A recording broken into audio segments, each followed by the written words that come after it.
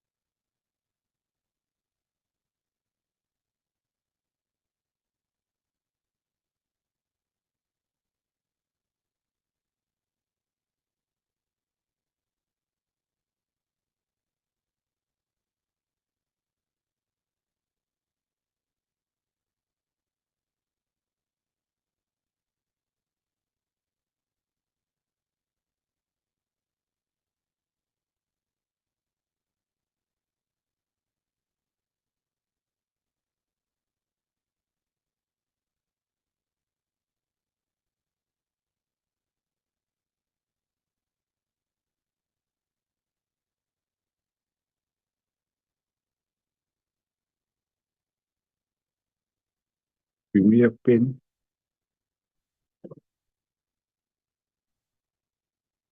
That's pin.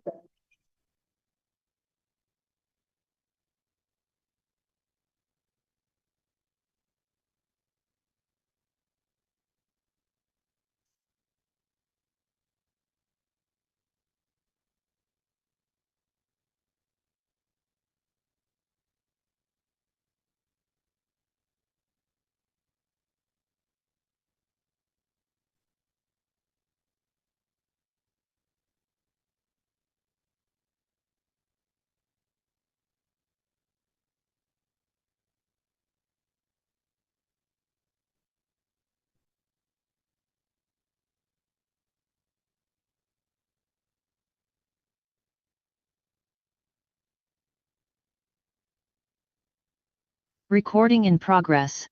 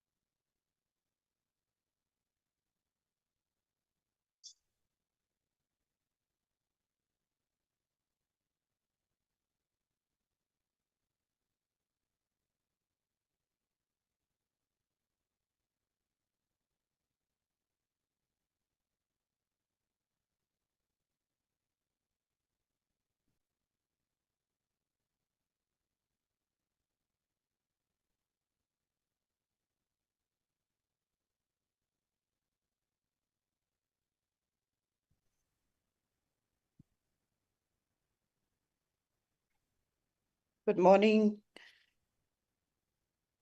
Michelle, I think we can start.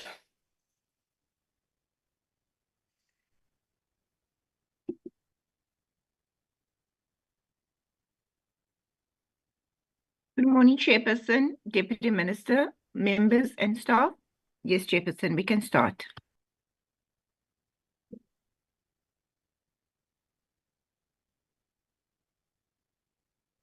Good morning, honorable members, honorable Deputy Minister, the staff of the Parliament, as well as the staff of the department. Good morning. I just want to Morning, sir. welcome the honorable members, the Deputy Minister, the DG, and all the staff from the department as well as the Parliament. Welcome to the Social Services Select Committee meeting. Honorable members, I just want to request the Secretary to flag the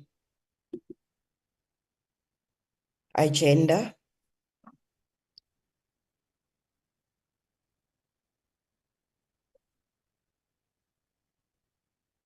Thank you, Marshall. Honorable members, the agenda is in front of us. Can we get a mover for the adoption of the agenda?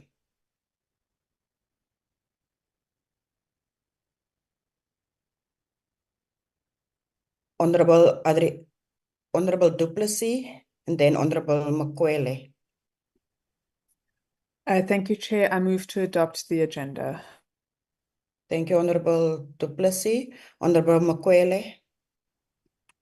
Thanks very much, Chair, and greetings to honorable members and Deputy Minister and all the staff. And I move to second Honorable Andreas. Thank you. You are seconding Honorable Duplessis. Honorable Makwele, thank you very much for the seconding Yes. of the Okay, I'm agenda. seconding. Marcel, over to you. Can you give us the apologies? Again, good morning, Chairperson. We have not received any apologies. Safe to say the Minister who is traveling to New York for a session, Chair. Thank you. Thank you, Marcel. Honorable members, there's one apology. The Minister have apologized. Can we get a mover for the adoption of the apology? Honorable Adrianse.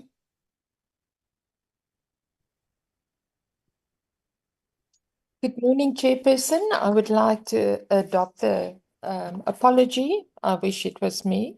Thank you. Thank you, Honorable Adrianse. Is there a mover for the move of Honorable Adrianse? Honorable Makwele? No, thanks. I'm not contradicting what Honorable is saying. I'm supporting, but my apology. There is also an apology from Honorable Fanny, who's still receiving a medical attention. Yesterday he was at the doctor. I thought that maybe he will send the same letter that he sent to me. So, but I don't know. Yesterday he sent me the letter. He's saying that he's under the medical attention. So I'm just raising this because as the whip, I've got the letter from him, but I know that he was also supposed to send it through to your office. But I am having a letter that shows that he's still Thank under you. medical attention. Thank you. Thank you, Honorable Makwele. With that addition of the apology of Honorable Fanny, so the apologies is adopted. Honorable Deputy Minister, we are now on the agenda point of the briefing from the Department of Social Services on the APP. Over to you for the opening remarks. Thank you, Honorable Deputy Minister. Thank you very much, Honorable Chair. This is my maiden speech in the Council of Provinces. As you know, I was an MP before, and we're not allowed to talk in your chamber. I tried with other chairmen of select committees, but they turned me down. Thank you very much for welcoming me, although it is in my capacity as Deputy Minister. Honorable Chairperson and members, Sanbonani, good morning, Assalamu alaikum. It is my pleasure to present the Department's 2023 and 2024 financial year annual report, including the financial report. This annual report that we are presenting today is the final account in the implementation of the 2019 to 2024 MTSF and highlights the Department of Social Development's impact in the delivery of social development services. The 2023-24 financial year marked the end-term point of the sixth administration of our democratic government. And it's an honor to present it 30 years into our democracy.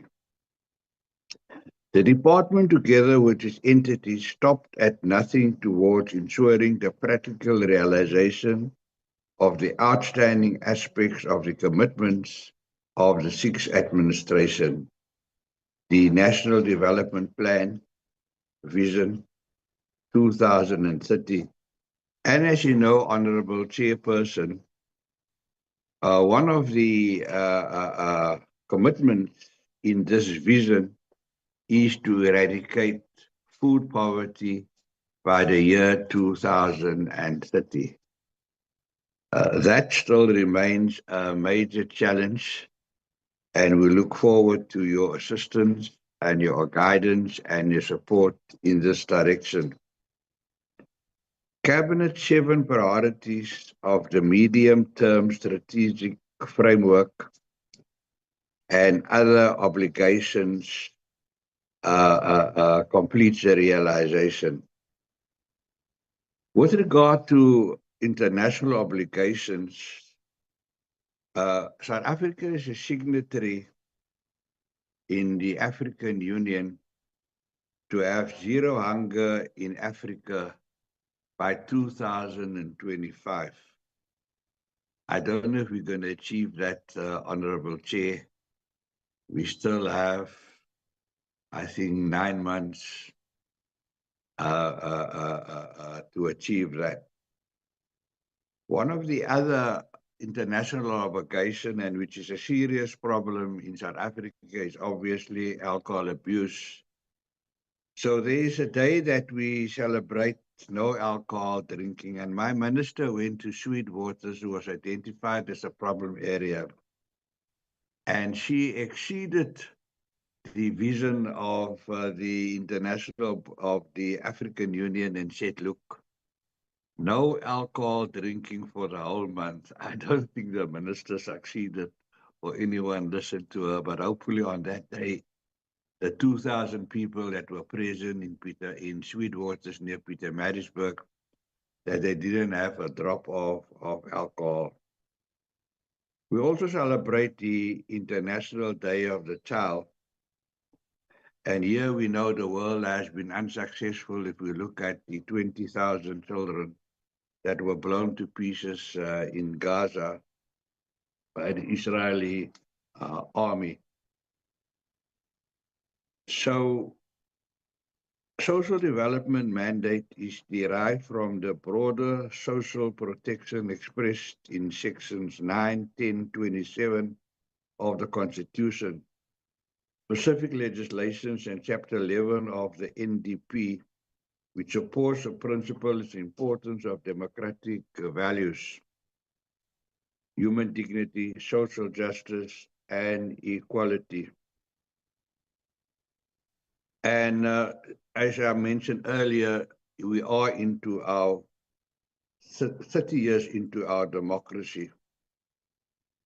And it is important for the Select Committee to give us guidance and tell us how they feel about whether the Social Development Department has carried out its mandate. Honourable Chairperson, it's important to bear in mind that since the dawn of our democracy, the sixth term of administration or the sixth parliament has been characterized by unprecedented disruptions to our service delivery environment. These have been occasioned by COVID-19, violent and social unrest, the severe weather conditions that has led to floods, and the recent load shedding. However, the DSD portfolio remains steadfast in developing and implementing responsive policies and programs. And here we want to thank the Select Committee, Honourable Chair, for the valuable contribution that they made to the nation. I also want to applaud the previous Deputy Minister and the previous Minister who, under very difficult circumstances, served the nation. And I am very proud that they've laid the foundation for the sitting minister and myself, the sitting Deputy Minister. The department had to dig deeper and relied in our agility as we adopted innovative ways of providing the much-needed social services to a multiple of poor and vulnerable people. We know about the SRD grant, and millions of people were going hungry because they were out of work because of COVID. So we had very little time to put together a platform, a system to feed the tummies. So we may be criticized because we didn't put in enough checks and balances. But we hope that the nation will understand that while this may be regarded as a knee-jerk reaction, we had to get food and money to the people because they were going to starve. They were going to die of thirst. And this is not the time to speak about the problems of SASSA, but I can assure honourable members that the Minister and myself are very passionate about making sure that the platform is secure, and it is secure now. And many people have tried to steal from the state. It is sad that we even had to send pensioners to jail for up to 10 years for trying to defraud government. In China, they don't send you to jail, they just execute you. Honourable member, despite our efforts and achievements, as you will see in this annual report presentation, this department continues to be underfunded, especially to absorb the social service professionals, social workers. And the social workers are the Cinderellas of South Africa. It is a blot on our democracy, it is a blot on our government, it is a blot on my department, it's a blot on you, Honourable Chair, your Select Committee, that we haven't employed the social workers that we have committed to. But the Minister has been canvassing and lobbying with all departments because they are the people who employ social workers. I don't employ social workers. The Minister doesn't employ social workers. The money lies with departments, with municipalities, with provinces, but we're doing our best to get them to employ more and more social workers. And it is because of this neglect, these Cinderellas that we don't have, that we've made no dent when it comes to gender-based violence. As a department, we are expected to deliver on our mandate, especially to deal with the poor and vulnerable people. Let me also assure the Select Committee that the DSD portfolio continues to recommit itself to improving the quality of life of our people, especially our beneficiaries. The 5-year drug master plan, the new one, is on the horizon. And I want to ask the select committee to ask our mayors to establish their local action drug committees, because 2/3 of them are not carrying out their constitutional responsibility. They're supposed to establish these committees, and they're supposed to give them resources, which they are not doing. But they are the first people to cry about the drug pandemic that we have in South Africa. People with disabilities, we have had a 2-year public participation program. I have launched the first one in the Western Cape, and soon after that, I was pleased to hear that the Western Cape listened to the people, and there are 21 programs arising out of the public participation program that is helping people with disabilities. I would like to hear from people with disabilities in the Western Cape whether they have benefited from the swift action by the powers that be in the Western Cape to implement and so that we heard you and we are implementing the programs. I'm launching the last one in KZN, I think it's next week. And so all 9 provinces, we've given the MECs for social development the feedback of the people, the feedback of the streets. And I hope they will follow the example that we are in the Western Cape, where we actually show we are listening to the people. I'm also responsible for the Older Persons Act, and we are going to get our pound of flesh out of that act, because no longer must elder people be abused. In conclusion, Honorable Chairperson, let me not waste time, but allow the acting DG and his team, a great team, to make the presentation that will reflect the achievements and the annual expenditure in the fulfillment of the commitments of the 6th administration. I thank you, Honorable Chair, and once again, thank you for welcoming me to speak in your chamber. I hope to be there physically one day. Thank you very much. Thank you, DM, and congratulations on your maiden speech. It's a good one now at this moment and for this sake. Thank you very much, DM. Over to the acting DG. Thank you very much, and greetings to the Honorable Chairperson and Honorable members. I'm here with the expo of the department to present to you the annual report for 2023-24 financial year and the expenditure in that. And I think the DM has covered all that I wanted to say in terms of that, but I will then request the Mr. Jacques van Zelen to do the presentation, and that will be followed by Mrs. Tandeka Novo, the newly appointed CFO of the department, to do the expenditure. Over to you, Jacques. Yeah.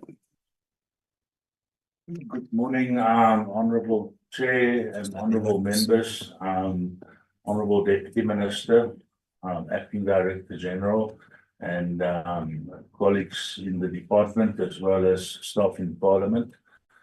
The presentation will be flighted shortly by the Secretariat. It's the annual report of 2022-23-24 for the Department of Social Development. I think it's showing now. The presentation is organized into 4 parts. The first part being high-level overview, very high-level overview of the performance of the department during the financial year. The second part goes in specifically into performance on targets that had not been achieved in the financial year. The third part gives an overview of the performance in respect of each target for the financial year. And then the last part is the financial performance overview. And of course, then it ends with the recommendation that the committee note the report. Check whether I can move these slides. It's not showing. There's a slight problem. Let's share again. The little technical hiccup. We'll start moving them shortly, Madam Chair.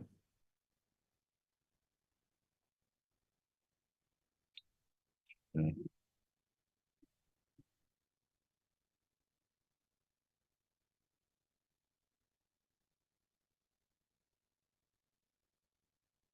Let's try.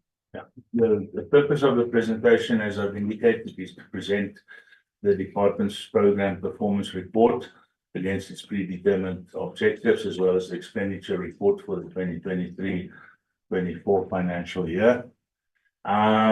Just in terms of context, the Deputy Minister in his remarks did speak to the TSD mandate, which is the first bullet on this slide.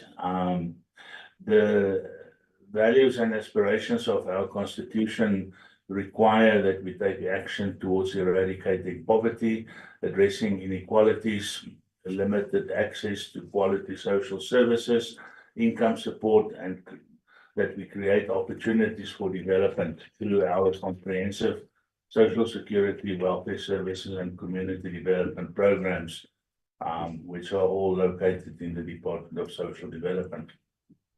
And this is, of course, articulated in the long-term vision of the NDP.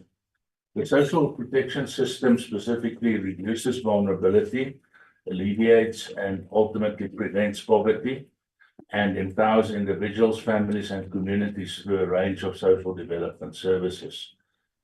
Important to note that the National Department of Social Development shares its functions concurrently with the provincial departments of social development, except for the social security grants, of course.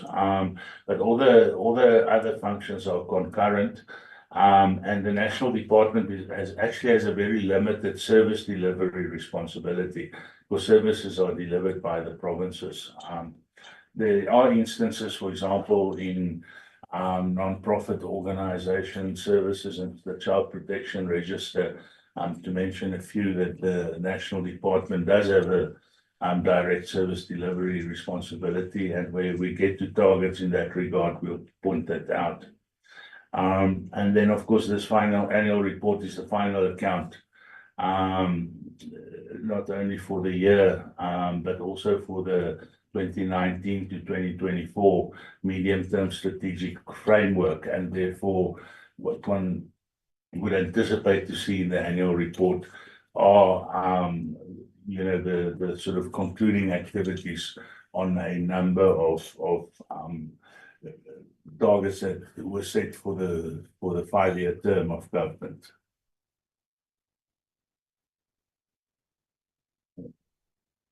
So constantly freezing. Okay, there's just a visual depiction, honorable members, of the department's value chain. Of course, there's oversight by Parliament, as indicated on top. The department, being primarily a policy department, is therefore responsible for policy development, the development of legislation, which then goes to Parliament to give expression to those policies, and then the department develops norms and standards and guidelines for the implementation of those policies, by provinces, but also by other departments and civil society organizations. The work often entails capacity building, of responsible officials and development workers to understand the norms and standards and guidelines and implement them correctly. And then, of course, we review and update policy from time to time. This, of course, is all supported by oversight, planning, monitoring, reporting, and evaluation, and learning within the sector, as indicated in the center bubble. The next slide just depicts for the medium-term strategic framework period that ended in 2024, the vision of the department, which is one of a caring and self-reliant society, the mission of the department, which is to provide integrated, comprehensive, and sustainable social development services. The impact that we want to make is to improve the quality of life for the poor and vulnerable in South Africa, and then, of course, the outcomes as listed there, whilst adhering to the values of respect, equity, and equality, accountability, caring, human dignity, and Ubuntu. That is the introduction. Just the last part of the first part of the presentation gives high-level performance information. The table that is up now just shows by program the percentage of the number of the targets, as well as the percentage of the targets that were achieved, and the number that were not achieved for the financial year. The total number of targets that the department had in the APP for 2023-24 were 65. 50 were achieved, 15 were not fully achieved. And I think it's important to just highlight that the way the system works is 99% still means non-achievement. 100% is achievement, and therefore what we'll do is elaborate on the targets that have not been achieved, just the extent to which the work had been done. Program 1 refers to administration and support services. Slightly more than half of the targets they were achieved. Program 2, I'll come back to. It basically is the envelope out of which grants are paid. And so this one, the challenge is more the definition of the target. It's not that 0% were paid. So we'll come back to that one and explain it. And then program 3 is social security, program 4 welfare services, program 5 community development and social policy. So in those 3 programs, which are the line function programs, more than 80% of the targets were achieved in each instance. This is what it looks like in a graphic, and then the next graphic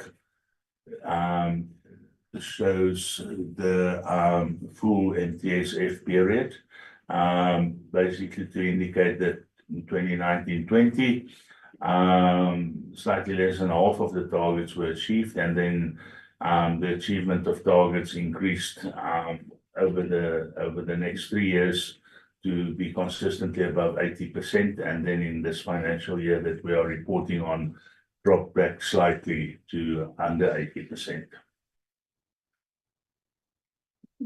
The next slides, Madam Chair and honourable members, gives an overview by program and sub-program of the targets that have not been fully achieved, because usually members are interested in knowing what has not been achieved, as well as understanding what the implications of that is. I think it's important just to emphasize, given that it's for all practical purposes, we are a year after the end of that financial year. So when we get into the discussion, program managers might indicate, also that, that might not have been achieved by the 31st 1st of March 2024, but obviously there's been a year since then, and most of that work has been continuing, and obviously, you know, progress has been made subsequent to the 31st of March 2024.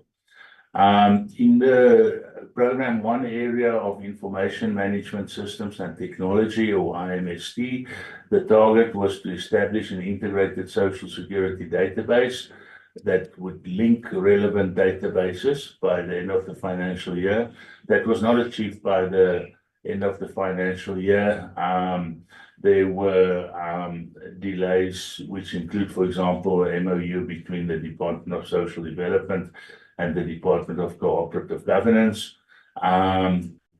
The department did successfully integrate information systems and databases to facilitate information exchange with the social cluster departments and entities that are listed there. So that is the Department of Employment and Labor, the Department of Health, the Department of Basic Education, the Department of Higher Education and Training, NSFAS, as well as SASA. So a large part of that work had been done and achieved, but the full picture, you know, which would also link indigency data into the system has not been finalized by that time. In the sub-program area of human capital management under program 1, the target to employ 55,000 social service professionals in the government as a whole was not achieved. The Deputy Minister spoke to this target as well. Across government departments, there have been budget cuts on the compensation of employees. So departments generally have been busy reducing posts rather than filling vacant posts. At the moment, well, at that point in time, in the end of March 2024, the government had employed 15,433 social workers across different government departments, especially in the departments of social development. This is national and provincial, basic education, justice and constitutional development, correctional services, health, and the SA Police Service. In the sub-program area of legal services, the annual target to submit the draft SASA amendment bill to Cabinet for approval was not achieved. That was basically because, well, it was a cumulative effect of delays over years that, you know, brought us to the point where the leader of government business, towards the end of the administration, advised that we shouldn't bring new legislative proposals by the end of the administration, and rather keep them for the new administration. And then the annual target to submit the Victim Support Services Bill to Cabinet for approval to introduce to Parliament has also not been achieved for the same reason. And then the annual target to submit the National Development Agency Amendment Bill to Cabinet for approval was not achieved. The validation process of the draft bill by the line function in the department was still underway by the end of the last financial year. The next slide moves to program 2, social assistance. Now, this is the one that shows on the table as not achieved, because the target was to transfer 253 billion rands to SASA for administration and the payment of grants. The amount that was transferred during the financial year was 252.106 billion. So the target, therefore, you know, seems to have been missed by about 900 million rands. The point really here is that the target has been formulated in financial terms, but the actual payments that are made can obviously only be made to eligible beneficiaries, which means at the start of the financial year, the National Treasury does an estimation based on demographic modeling of how many beneficiaries will qualify and be paid the different grants, and then the amount gets set in accordance with that. But it's hardly possible to project that amount 100% accurately, because people would still have to be born, and people die, and people leave the system, and other people join the system as the year goes on. So so the missed target doesn't mean that anybody missed out on their grant. All eligible beneficiaries were paid at the time when they should have been paid, and a small amount ended up not being paid because there were not people to pay them to, because it was a projection and so on. And then such, in this instance, such an amount would be declared as savings.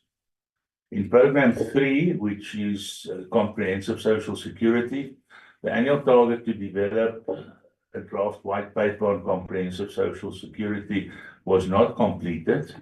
The development of the white paper obviously depends on the consideration of public comments on the green paper, and cabinet approval was required to publish the green paper and call for comments. Delays were encountered of different natures because this work obviously touches on a number of government departments, which affected the timing in the processing of the cabinet memo. Program 4 on the next slide. Let's press that. See if it can move. Yeah. Is the welfare services program. In the sub-program social crime prevention and anti-substance abuse, the annual target to submit the prevention of and treatment for substance use disorders policy to cabinet for approval was not achieved. Further consultations on the draft policy, particularly through engaging the public comments, took longer than what was planned and anticipated. The draft policy was submitted to cabinet for approval. Cabinet for approval to publish for public comments. And the policy was gazetted, and the public comments were integrated into the draft policy. So this draft policy then, whilst it was not approved in cabinet yet by the end of the financial year, it was entered into the cabinet process, particularly the Social Protection Community and Human Development cluster of the Forum of South African Directors General. And the cluster did support that the policy would proceed to cabinet. Submissions to cabinet basically go through the first step being cluster approval by the Directors General before it goes to cabinet. The second welfare target that's not been achieved is to establish and operationalize at least one gender-based violence shelter and one Kusaleka center in each district by the end of the financial year. In 44 districts, gender-based violence centers were established. So there are only 8 districts left. Only 8 districts left that did not have gender-based violence centers.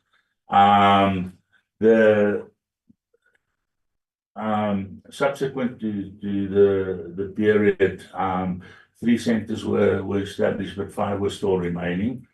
The department did not have a plan to establish Kusaleka centers in one-stop centers in each district.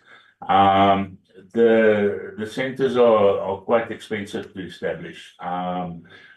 Approximately 15 million to establish and then to maintain in financial year. So the department's view was to establish one in each province.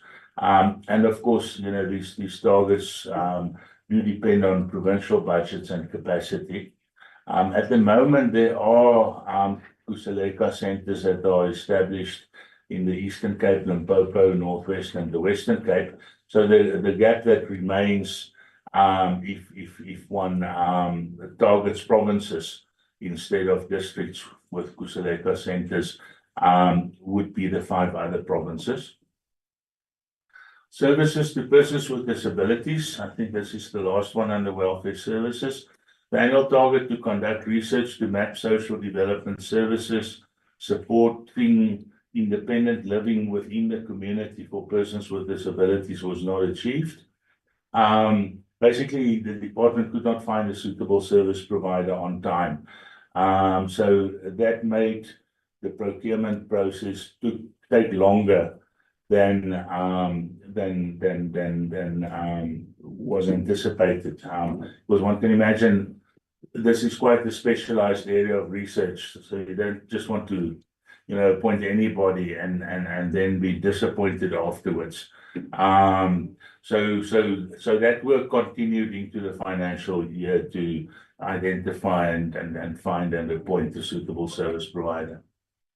The next slide, which is the last one on the targets missed, relates to program 5. Under poverty alleviation, sustainable livelihoods and food security, the annual target to submit the reviewed sustainable livelihood framework to Cabinet for approval was not realized. It was basically the framework document was withdrawn from the Cabinet process because it was going to be part of a government-wide program that would require new funding. So it's not just a framework by DSD that, you know, would just be the department's own work, but it needed to incorporate other departments. It became quite big, and it also needed to link with the anti-poverty strategy. So it's a bigger process that ended up taking place. The second one, the annual target to conduct a design evaluation on linking social protection beneficiaries to sustainable livelihood opportunities did not take place. Again, the reasons really related to supply chain processes, and eventually what was achieved in the financial year was that the contract with the service provider to start the work was signed. In the sub-program population and development, the annual target to draft the progress review report on the implementation of the population policy was not achieved. So this is usually a target that is set for the last year of each administration, so that the progress report is there at the end of the term of government and the recommendations from the report are there at the start of the new term of government. Now, there's been a knock-on effect.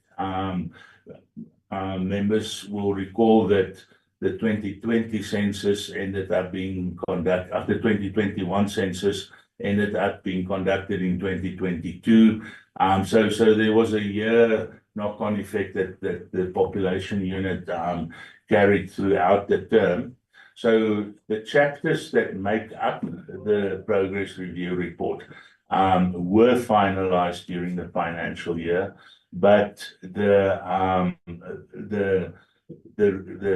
report, the synthesized report, which integrates all the chapters into a single document, that draft was not ready yet by the end of the financial year. And then secondly, the annual target to submit the proposed government section reproductive justice strategy to the Minister of Social Development to approve its submission to Cabinet was not achieved. I was responsible for this target. We missed it by a week. I think on the 7th of April, the minister granted approval. But I think what's more important is to indicate that as we were approaching elections, the decision was taken not to introduce the strategy into the outgoing administration, but to hold it back, and process it in the incoming administration. So it was not achieved, but the work is still is underway to make sure that it does get introduced in the current financial year. And then, of course, with something like sexual and reproductive health and rights, one can never have enough stakeholder consultations. So what we did in that period was to engage more with departments like health and basic education and women to ensure that there was nothing that was missed. Chairperson and honourable members, so that's the segment of the report that gives a high-level overview and then specifically touches on targets not achieved. The next part of the report, which is about 30 slides, touch on the targets that were achieved. I think what I should maybe to do at this point is just check through you, Chairperson, with the Acting Director General, whether we proceed into this very detailed part of the report and at what pace before we then get to the financial part of the report. Jim? Continue. Yeah, I think continue and to present the whole performance. Okay, thanks, DG. Good, so we'll starting again at program 1. Members have had the presentation beforehand, so I'm not going to read everything that is on each slide, but the slides are basically mostly organized like this. At the top is the outcome to which the targets on the slide speak. Then the second row is just the headings. What was the annual target? What was achieved? The third row, which is the lighter shade one, then specifically says this was the target, this is what's been achieved. And then the last part is what we regard as the impact of the intervention. So particularly, I'm not going to read the impact part because those are really more interpretative comments. The part that really talks about what was done, is the lighter shaded part in the middle. So in the area of entity governance and oversight, that framework was implemented because in essence the department meets with the entities on a quarterly basis to review performance of the entities. Next slide. I think is working now. Implement the stakeholder and donor management strategy of the department. That was implemented and the details are there on the slide. I'm not going to go into the details. But for the convenience of members, quite specific implementation activities are listed there. The next target relates to the electronic M&E system for the social development sector, which is a huge system and it gets rolled out province by province. So the target for the financial year was one province, which was Northwest, and that was achieved.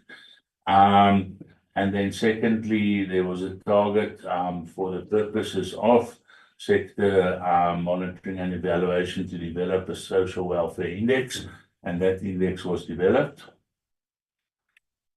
There obviously has to be a target to obtain an unqualified audit opinion.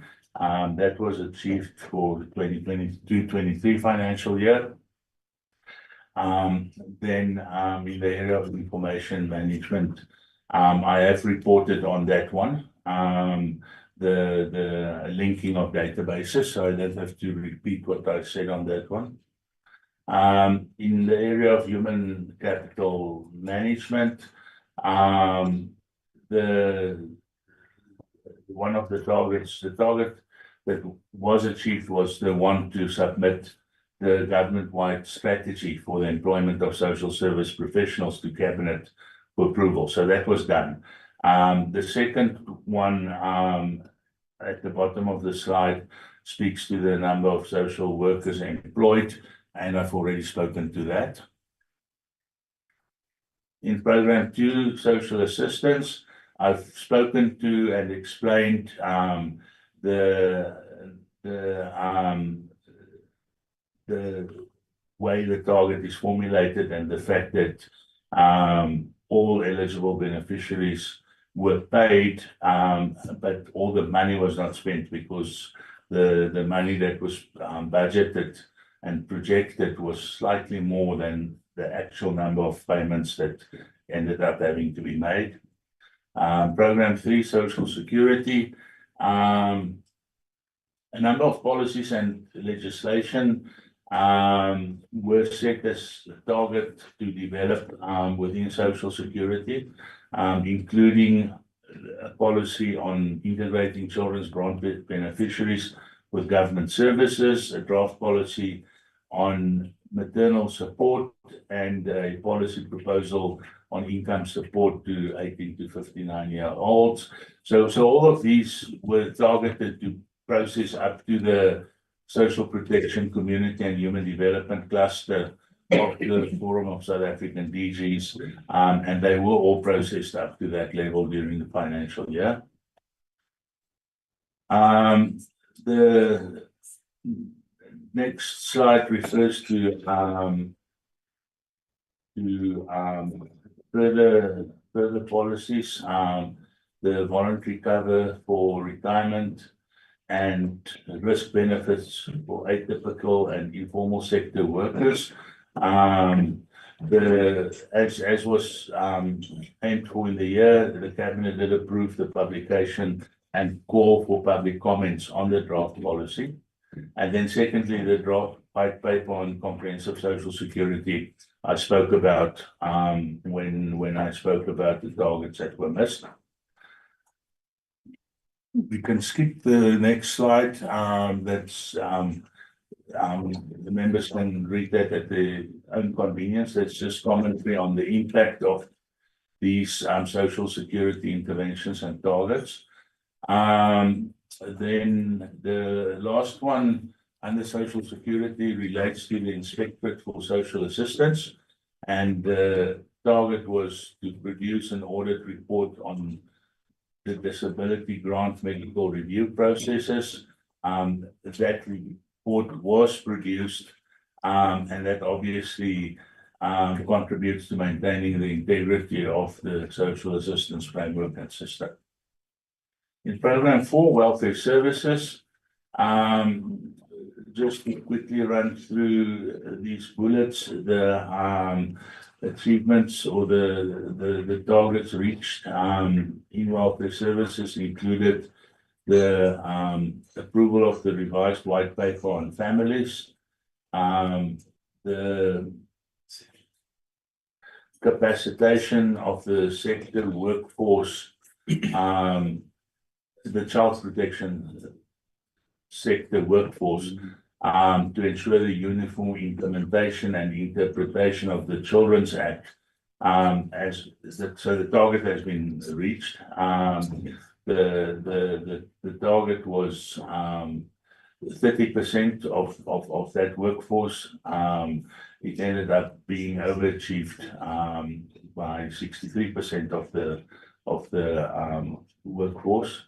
And then capacity building activities through the Sinovuyo Teens Parenting Program to improve caregiver-teen relationships so that's basically, I mean, incapacitating parents and teenage parents and their caregivers. That was achieved in 17 districts, which was the target as well. In HIV/AIDS,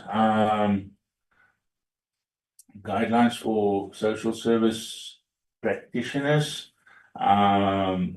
on enabling access to HIV services was targeted to capacitate 10 districts, and 10 districts were capacitated. Then there was also a target to capacitate 8 provinces on social and behavior change programs in HIV/AIDS. They ended, the chief directors ended up capacitating all 9 provinces. Further in HIV/AIDS, the first target to provide 70,000 orphans and vulnerable children and youth in the government to government. So that is was the US funded PEPFAR program. Districts with core package of services, as indicated there, the target was overachieved. The core package of services to orphans and vulnerable children and youth who know their HIV/AIDS status was delivered to 88% of the target group. The target was 70%. And then the target support 95% of orphans and vulnerable children and youth in the G2G program with HIV positive results to adhere to ART treatment. 100% were supported. So all these targets under the government to government program with the US government were overachieved during the financial year. I'm going to skip the next slide again. It speaks to our interpretation of the impact of the HIV/AIDS program, and then the next one as well, which speaks to the impact of the children's services interventions. Then we will move slide 33 to professional social services and older persons. So the 2 targets there, firstly, was to submit the monitoring and evaluation framework for the Social Service Professions Act to the Committee of the Heads of Social Development Services for approval. And that was done. Similarly, to develop a national strategy on aging, draft that national strategy was developed through consultations with provincial and national departments. And then the next slide speaks to social crime prevention and anti-substance abuse targets. These included the DSD anti-gangsterism strategy that was implemented in 9 high-risk districts, education and awareness campaigns that were conducted through the provision of prevention and early intervention measures to curb social ills on 54 campuses.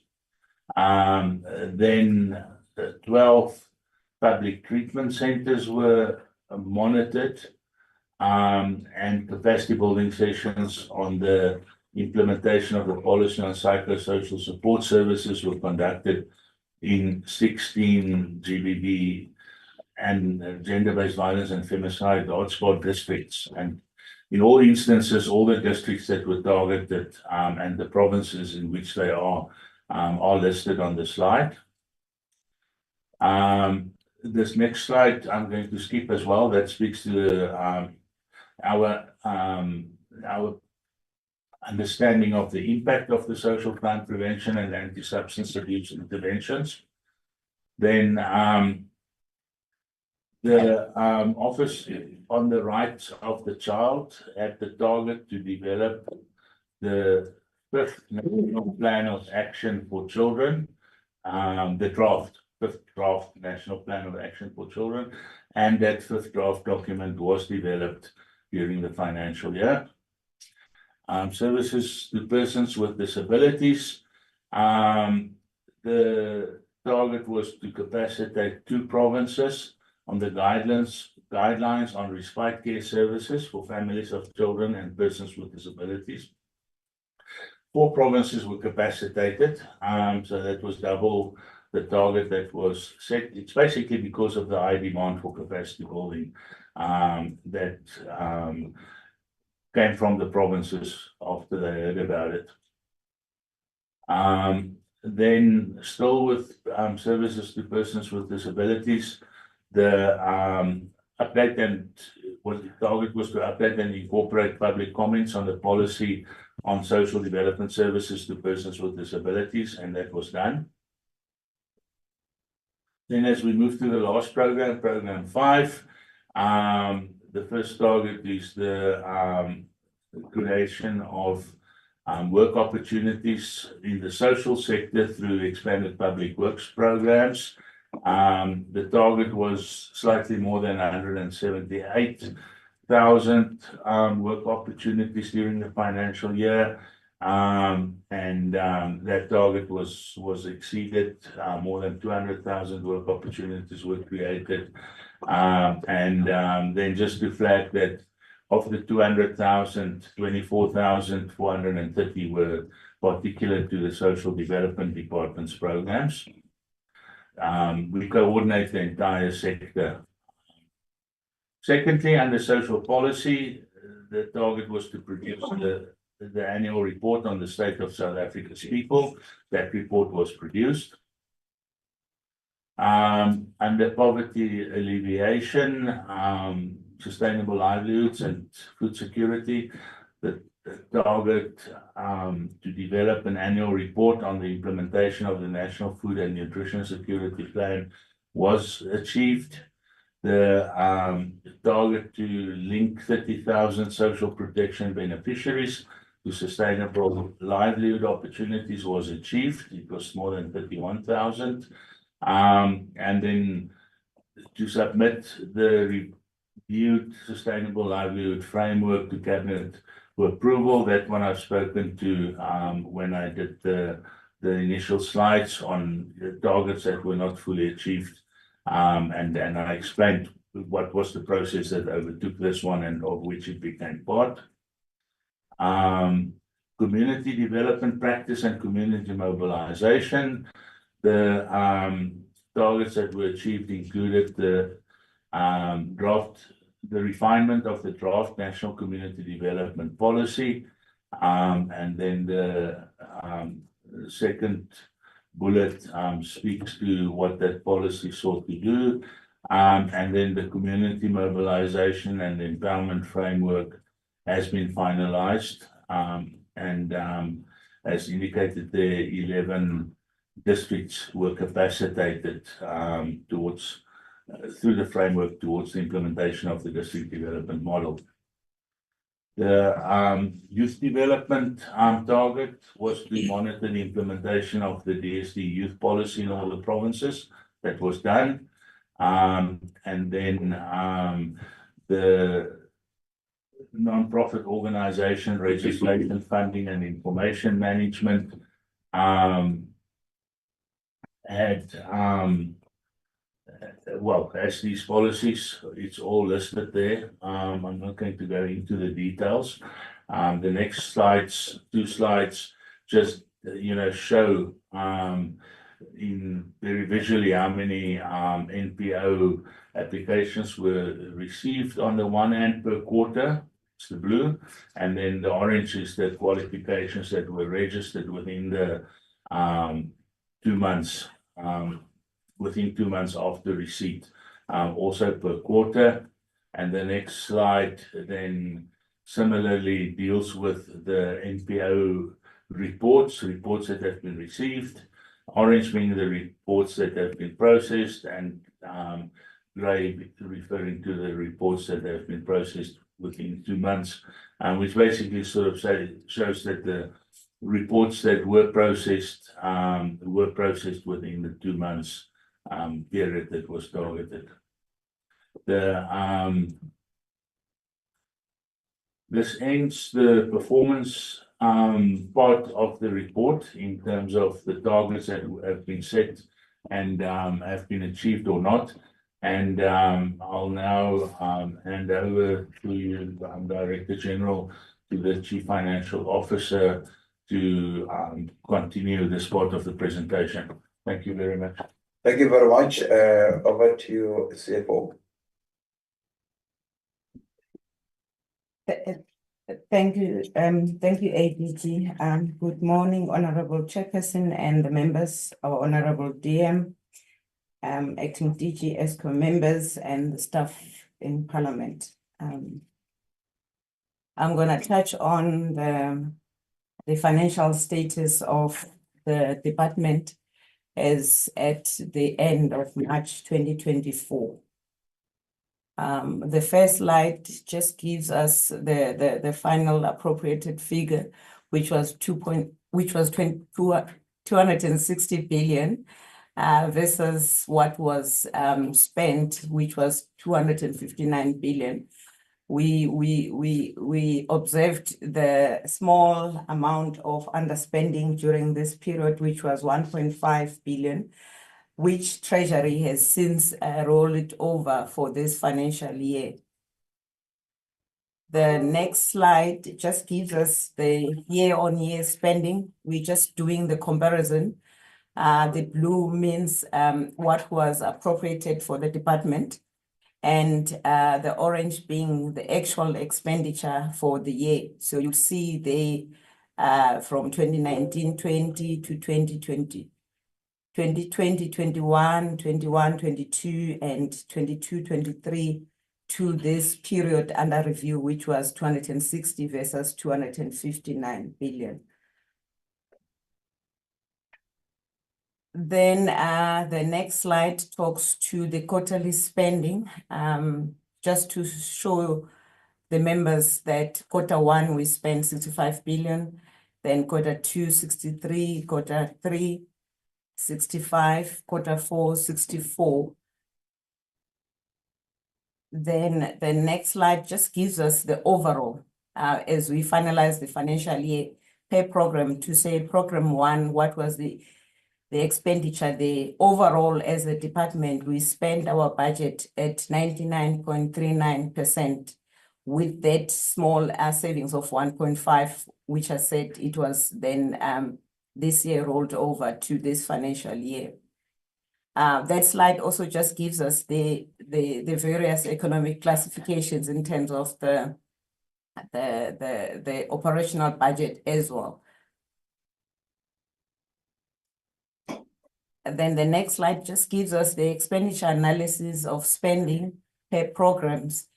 When you look at program 1, we spent our 99.4%. That underspending was mainly relating to operational savings and the cost containment measures that were implemented during the financial year. You will recall, Honorable Chair, that Treasury had to implement cost containment measures to say we need to guard against unnecessary expenditure relating to travel and other things, just to make sure that we save the budget. Then on program 2, the expenditure there was sitting at 99.4%. The large portion of the difference is attributed to the child support grant, which was 50.8%, and the remaining underspending relates to our SRD relief. Then on program 3, it was the social security policy, which was sitting at 99.8%. The 2% underspending being the delays experienced during the establishment of the inspectorate, which my colleague has already alluded to. Then on program 4, the expenditure there was at 94%.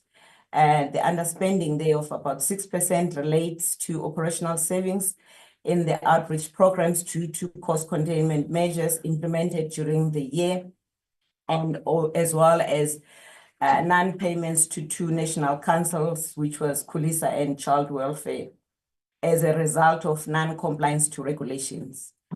Then on program 5, the expenditure was sitting at 99.5%. The 0.5% relates to operational savings in the outreach programs due to cost containment measures. Then the next slide, Chair, talks to our operational budget, which was sitting at 951 million. And the expenditure set on 918 million. So there we spent around about 96%. If you look at the previous financial year, 22-23, we had spent 97%. The next slide talks to our quarterly spending in terms of the main two categories, which is compensation of employees and goods and services. It's just per quarter. It shows how much we were spending.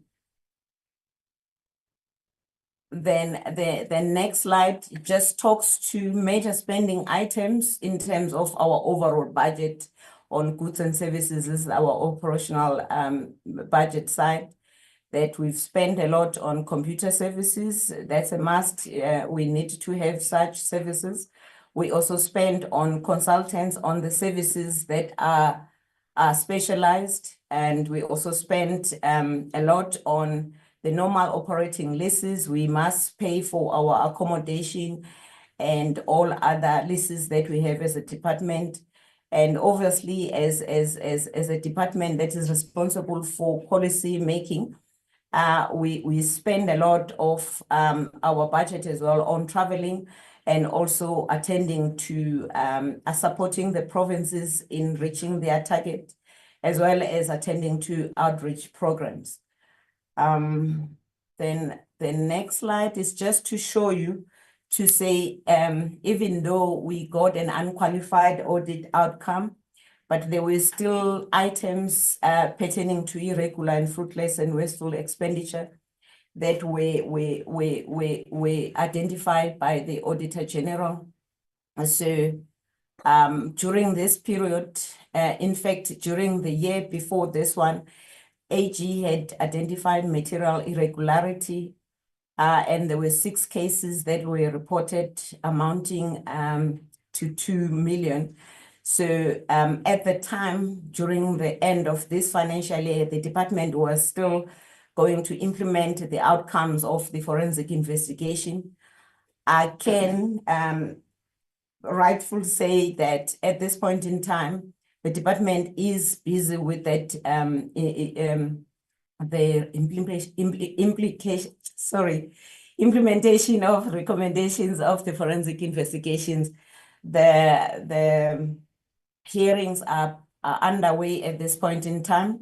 So that is now just as at 31st March 2024. Right. Then when you look further on the irregular expenditures for the period under review, there were 25 items. 1 was concluded. And during this year, we now sitting at 6 items that have been identified that we are busy clearing. On the fruitless and wasteful expenditure, we're sitting at 29 items for the period under review. And for the current year, we're sitting at 16. This relates to those items where sometimes a person is scheduled to attend a meeting, but for some other reasons, one way or the other, it's either they are sick or they are unable to attend. And then some of these hotels will then charge the no-show fees. So the department is also looking at that in making sure that we reduce such fees. The challenges with Loss Control Committee as at the period 31st March 2024 was that the current Loss Control Committee then was due to expire in October, but we've since appointed an interim Loss Control Committee that is dealing with the cases, and we are also in the process of appointing a permanent committee. There were delays with the finalization of the recommendations by the Loss Control Committee, but as I said, we now have this under control since the appointment of the interim committee. That is my last slide, Chairperson. We recommend as a department the select committee to note the department's program performance report against its predetermined objectives, as well as the expenditure recorded in terms of the financial year 2023-2024. Thank you. Thank you very much, honorable members, Chairperson, and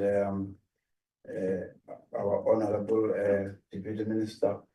This is the report from the department on the annual report of 2023-24 financial year. Thank you very much. Thank you very much, Acting DG.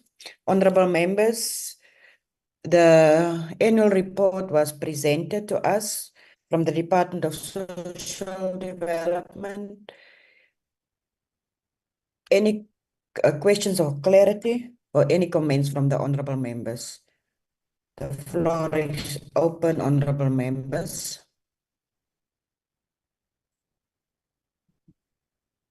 Honorable Breed, Honorable Duplessis. Honorable Breed, you can start. Thank you, Chairperson. Chairperson, firstly, I want to welcome the DM here. I served with him in the NA, so it is good to see him, and it's good to see him here in the other house. And I also want to welcome the comments he made with regard to specifically SASSA. We are having extreme troubles, and I think my colleagues can add to that with the replacement of the gold card to the black post-bank card, and how we're really having our beneficiaries not being met, long queues offline, the black cards not working. I know this goes to the annual report, and I will get to that, but I think that is, that is necessary to make mention of, because we are all inundated with these questions, about that. So I would really urge the minister in her absence and the deputy minister to really have their fingers on the pulse and make sure that our beneficiaries are serviced, and that their black cards they receive are working, because we are currently, seeing our most vulnerable not having access to their money. Chairperson, let me then get to the presentation and welcome the presentation and thank the presenters for their presentation.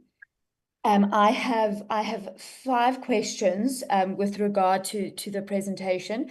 The first one is that there was mention made of bills, specifically the draft SASSA bill that was advised in the previous term to not come to Parliament, or to not follow the process as it was coming to the end of the administration. I want to find out specifically with these bills, and specifically the SASSA, the draft bill, when are we planning to see these being tabled to then Cabinet and then ultimately Parliament? Is there a time frame, and will it be happened in this term? I think we're at the start of the term, and it is thus vital that we see these bills come before Parliament so that Parliament has sufficient time to work on them. So I would just like that time frame. Then I would like to know, specifically, there was made mention in the presentation we fortunately overachieved in, I think it was HIV programs, specifically due to US aid. How is the stopping of the US aid to South Africa going to impact DSD's targets with programs such as the HIV programs, and how are we going to address that, or fill the gap in terms of that? And then getting to the finances, Chairperson, there was a roll of, I think it was 1.5 billion rand. are we foreseeing that that will be spent in the next financial years? And what plans are in place to ensure that we do not have another rollover again, which will most probably not be a rollover, as we see Treasury is in, has problems with funds and will need money. So might obvious they're not give that rollover. Can we just have the plans to ensure that we do not roll over or have to request a rollover? Then speaking to the underspending of the child support grant and the underspending on the SRD grant, does that mean the underspending of that beneficiaries that were, and I know the reason was specifically with the SRD grant was that the criteria, the means test differed. But did that mean that in these two instances of these two grants, that beneficiaries were impacted and did not receive money, beneficiaries that were supposed to get money? Because that's your few hundred rand that you make, jy maak staat op, that they would not have. And then lastly, Chairperson specifically made mention of the UIFW. I am very worried that we are taking so long to finalize these cases. I think it was with wasteful or fruitless expenditure, if I remember correctly now, where we had 29 cases and none were completed. So what is our plan and our timeframe and our deadline to achieve the finalization of these reports? Because obviously that would also have financial implications, not just creating or doing these investigations, but also should money be found to be reimbursed. Chairperson, thank you. I would leave it at that. Thank you, Honorable Breed. Honorable Du Plessis, over to you. Thank you, Honorable Chair. And thank you for this presentation. Deputy Minister, thank you for your presentation. It did give a nice oversight on what is happening in the department. There are one or two comments, and then I'd like to go into the specific questions with regards to the annual report and the performance of the department. I'm fully sympathetic of when the Department of Social Development says they have difficult circumstances, but the reality is that the people on the ground are facing more challenging circumstances. And I always wonder when people say they're underfunded, but then there is fruitless and wasteful expenditure that is higher than the previous years within a department that is meant to look after the vulnerable. I'm also a little concerned that the fact that social workers are not employed was referred to a lot on the social committee or the select committee, but there's a difference between executive and legislative. The executive is responsible for the implementation, and the legislative is responsible for the passing of bills as well as oversight. So I just want that there's a little bit of a concern that I have there. Then with regards to the presentation, one of the mentions was about the value chain within the Department of Social Development. And I'm struggling to find true and sustainable capacity building processes within the department. And if that is one of the key responsibilities for the department, but it's not happening effectively and efficiently in the past, let's say 30 years, there is a little bit of a concern. And then also the bigger concern is the fact that it seems that monitoring and evaluation is being minimized within the department, as per the AGSA report, stating that internal processes and procedures are not necessarily followed through within the department. Then I really would like to support the idea and the vision of a self-reliant society. However, we are in South Africa facing more and more social need. And then the question is, are the resources within the department being used for key objectives? And I'd like to just unpack one or two things that really are of concern. The target achievement is low, but the budget spend is almost 100%. And the discrepancy there is not addressed at all by Program 2's saving, and well done on that, and fantastic.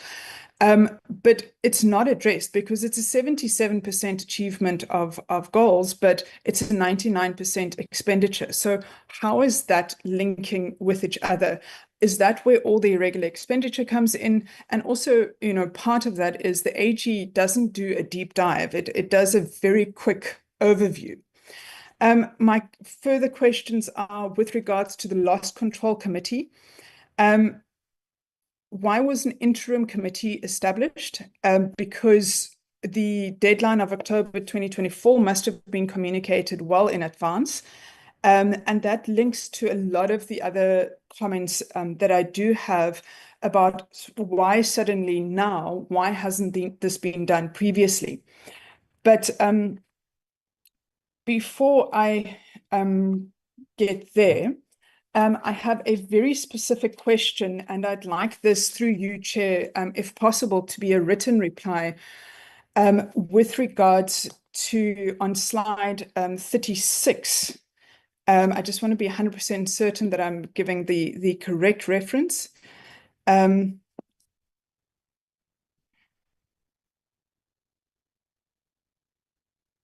Apologies, I just want to be 100% certain that this is correct. With regards to policy creation with the SASSA Act, who was consulted? Can we get a specific list?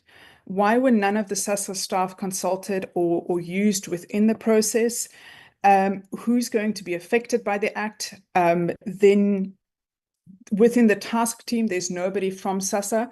In fact, outside consultants were used when there was internal skills base for this. And I can see within the financial report that you are spending quite a lot on consultants, and there should be internal at where there are internal skills. So for specifically the SASSA Act, if we can get that just understanding of what exactly happened in that process. Then there are a few other concerns with regards to all the bills and all the green papers and all these things that were meant to happen but didn't happen. How much money was spent on that? Is it an efficient use of resources currently, or should we look at ensuring that what is in place gets improved? This would be from the social crime prevention, the social assistance, the poverty alleviation, sustainable, all of those from slide. There are a few slides that do cover that specific issue. Then one of the highest expenditures within the department over time has been on computers, and I assume e-health and e-systems. However, in this report, we are reporting new systems. Why were these systems not implemented before, especially with regards to MPO funding? Because the MPO funding has been an issue for a serious or a large amount of time. Then just out of curiosity, and this is an unfortunate geopolitical shift, with the removal of UN AIDS, what are we going to do to address that issue that we are facing as a country? Because so much has depended on that. I think that is about it from my side. Thank you very much. Thank you very much, Honorable Du Plessis. Honorable Sibande. Thank you, Chairperson. Chairperson, I will start by saying thank you so much for these presentations from the department, and also thank for Lentuzana, Deputy Minister. But nevertheless, I wanted to touch a few things. I won't be long today because some people, they interpret me wrongfully, so that I take long. Chairperson, before I start, I wanted to comment something. Not always, but most of the time, I'm a little bit concerned. When we raise some of the questions, some of them, they don't respond to them. At the end, we are being told that they will, we must write down or whatever. How can I rewrite the thing which has already been asked? They're supposed to note the things which we have asked and then send the feedback if they can't respond at the same time. That is the comment. And then come to the question. Deputy Minister, I was so impressed when you were giving your input. And once more, to remind the members and the House at large about the national obligations. A few days ago, when President Ramaphosa lead the delegation, I mean, the lawyers from South Africa lead the delegation about the issue of Palestine, a lot of people were up in arms against that action, while we are having a responsibility of national obligation. Let me leave that one. But only to say, Deputy Minister, may you please take us on board that so far at this moment, in terms of national obligations, how many and which are on board? For an example, you indicated about the issue of alcohol, and the issue of which touched my heart is the International Day. In terms of the things which are happening in Palestine, I'm from Palestine myself, plus minus twice. I know what is happening there. It's very, very pathetic. If you can indicate and take a highlight that how many things that we are involved with in terms of national application. And then you also touched the chapter 11 of NDP, etc., etc. And then also you touched the issue of human dignity and social justice. I think this fall in the same category. But if you can highlight if there are any else which is supposed to be looked on. Because as members of parliament, it's our responsibility to highlight some of these things. Because when these things comes, and then we started to go around, and some of the people are participating, taking lawyers against the government, whatever, while it's part of our responsibilities. And then let me leave and come to acting DG. Acting DG, in your input, I think you spoke, if I'm not mistaken, program 3, when you said we missed a target of 900,000. May you please elaborate that? Where is that money? What have been done with that money? It's a rollover, whatever. What happened with the 900,000? Because you said we missed, it's part of the target which we didn't achieve. And there was money of 900,000. What happened with that money? It's a rollover. What is it? And then also come to the issue of CFO. May you please take us on board about the issue of the rollover. You spoke about the rollover. How much was it? And what happened with that particular money? And the issue you indicate about Kulisa and non-compliance. What is the status quo at the moment in terms of non-compliance? Are they complying now? What is happening? If you can clarify us. And then also you spoke about 6 cases in terms of irregularity, which, if I'm not mistaken, you spoke about 2 million. Within that 6 cases, what happened? Are these people arrested, or just cases people are being charged, they are not arrested? What? Because it must come to a clear. I'm scared whereby they will say 6 cases, the very same people are being appointed somewhere as what. While there are cases hanging over. And then lastly, about the challenges, I couldn't catch it correctly, that one said loss control or whatever. In those challenges, you said to some of them, their time has expired and what. So what is the status quo at the moment? Thank you. Bye-bye. Thank you, Honorable Sibande. You must not leave, so you can't say goodbye. Honorable Adrianso. Thank you, Honorable Chairperson. With permission, I would like to remain non-visible, if it's okay. All right. I'm also on the fruitless and wasteful expenditure. Now, what's a concern to me is that we receive a sort of breakdown, but not a real breakdown. And if you look at the Auditor General's findings under the section 4.2.2, regarding the unauthorized, irregular, and fruitless and wasteful expenditure in the DSD for the 2023-2024 financial year, where irregular expenditure amounted to approximately 6 million, and fruitless and wasteful expenditure reached 164,000. It is concerning because that's money that could have been utilized properly elsewhere.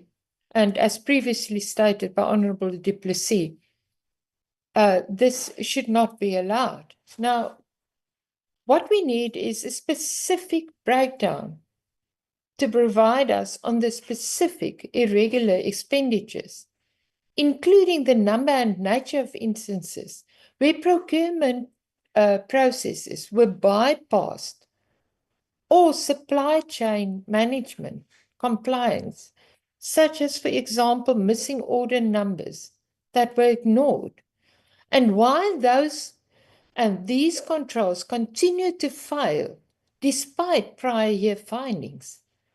Regarding the 164,000 in fruitless and wasteful expenditure attributed to vehicle damages and hotel no-shows, how many of these incidents occurred? And what were the circumstances?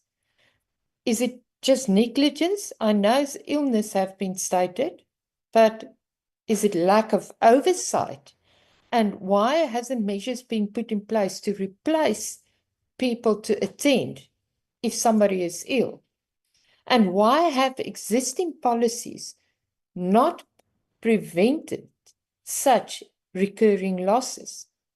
While the DSD has taken steps, such as issuing affidavits, presenting cases to the Loss Control Committee, which lapsed in 2024, and conducting workshops and one-on-one sessions, what evidence demonstrates the effectiveness of these measures in reducing expenditure irregularities, particularly given that irregular expenditure persists at a significant level?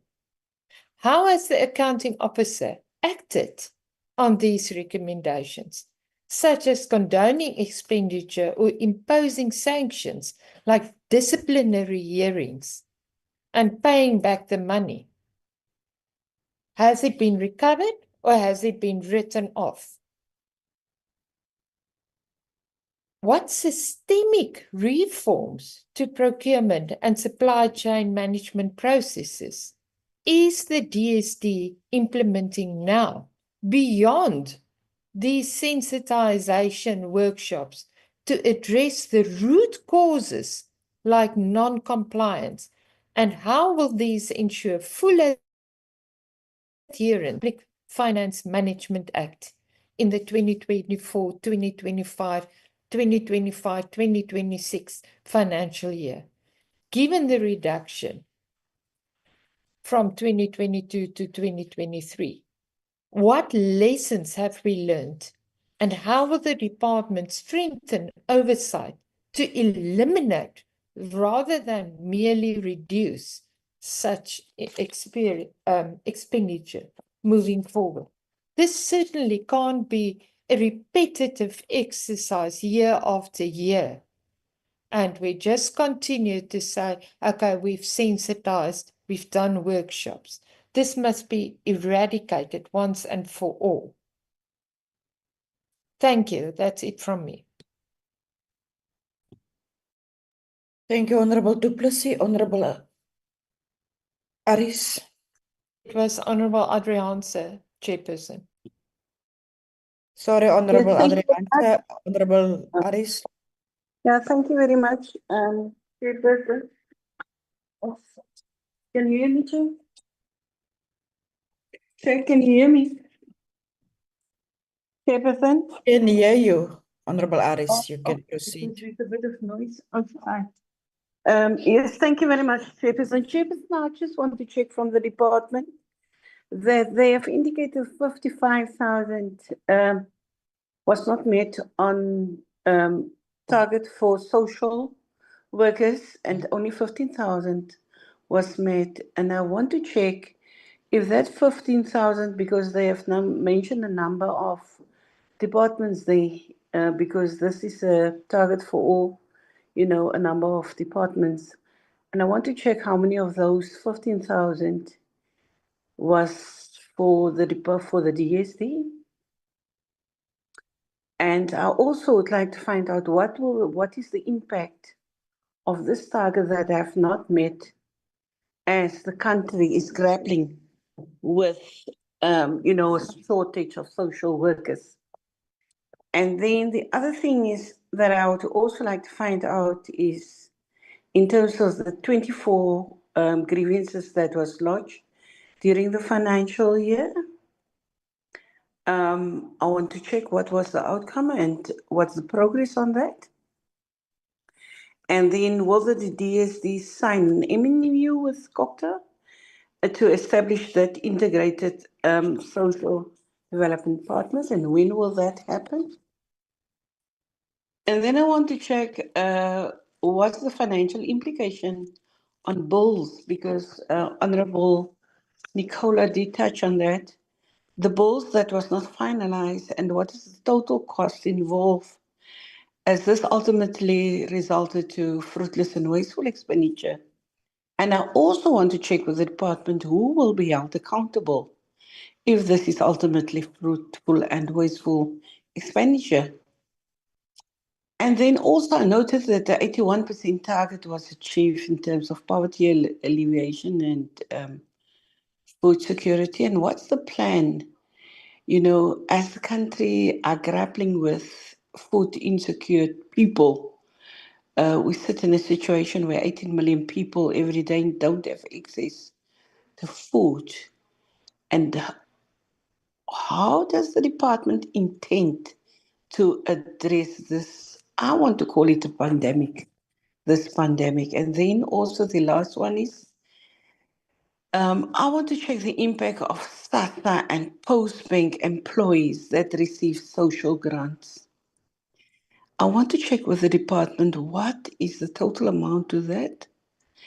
And these employees that are involved, SASSA and post-bank employees, are they still in the services of these entities? Thank you, Chairperson. Thank you, Honorable Aris. There's no other member from my side, DM as well as acting DG. I just want to check in terms of the internal audit unit of the department. According to the annual report, they were operating at less than 50%. And maybe it's because of this vacancies that is in the internal audit unit that all this irregular unauthorized and fruitless expenditure is occurring. So over to you, DM and acting DG. Thank you very much, honorable members, honorable chair, for the questions. I think, yes, there are a lot of questions, but we will try to answer all of them. Maybe as a rider is that some of the things, because remember this is 2023-24 financial year, we have already addressed some of the things, but we will report back to you in terms of what we have done. In cases where we don't have details at hand now, we will provide those details in writing. For example, the 24 cases, whatever, we might not have it at hand at the current hand now. And then we will, if we will, we will allow, we will request that the chairperson, honorable member, allow us to present it. There are many questions that have been asked, but I have got EXCO members that are here, and I've also got the SASSA officials and the NDA officials. I see you didn't ask any question on NDA, but it's fine. I will then request, I think let me start with the issue of the SASSA and ask Brian there were issues about the first here. We answer ourselves, but the last question relates to issue of the cards, the post bank, even though it's not part of the annual report, but I think honorable member can ask any question so that we can provide. Let me ask Branton to provide an answer in terms of that. And I think there was that question that relates to that. Then I would then request the CFO to provide an answer on the issue of irregular expenditure, especially material irregularities that we have. Then I will request Jacques on the areas that are related. Then I will ask civils to answer the question about HIV/AIDS and other issues with relate to the calendar years, the international obligations, and also relating to the issue that relates to issue of substance abuse and gender-based violence. Then I will ask I will cement there are other questions that we're going to go through in explaining. Let me start with Branton. How about you, Branton? Thank you. Thank you, Acting DG, and good morning, Honorable Chairperson, Honorable members, Deputy Minister, and colleagues in the meeting. I think a few questions were directed to SASSA. Maybe let me start with the first one that Honorable Priet raised around the replacement of the black cards by Postbank. This issue is receiving attention. Minister is very hands-on the matter at the moment. Even when she went abroad, now we had extensive briefings with the acting minister, Minister Majudina, to bring her up to speed with the matter, and she's also very actively engaged together with the DM on this matter. Both the portfolio committees of social development and communications and digital technologies are also very hands-on the matter at the moment, requiring weekly reports, weekly parliamentary reports on the matter, which I'm sure all other parliamentary committees can also then access through the portfolio committee of social development. This does remain a high-risk area for us, and as the management of SASSA Postbank, together with our political oversight, we all very hands-on in trying to mitigate any potential crisis that may arise during the April payment cycle. DG, there was a question about consultation with SASSA on the SASSA Act. I'm going to leave that one to the department to answer, but I can confirm from SASSA that there was extensive consultation on the SASSA bill with SASSA. We've organized consultations both at employee level, management level, as well as with the various unions that operate within SASSA. So just from SASSA's side, I can confirm on behalf of the department that there was extensive consultations done on the SASSA bill with SASSA.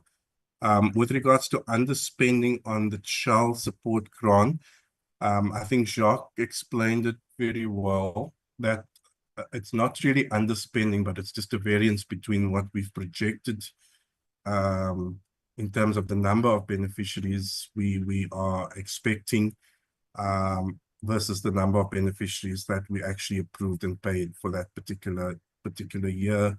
And if you look at the variance on the total, it's 0.3% of the budget. So it's actually, if one looks at it from a projection and an actual point of view, it's extremely close. I don't think any departments come to a spending level that is 0.3% variance from their budget.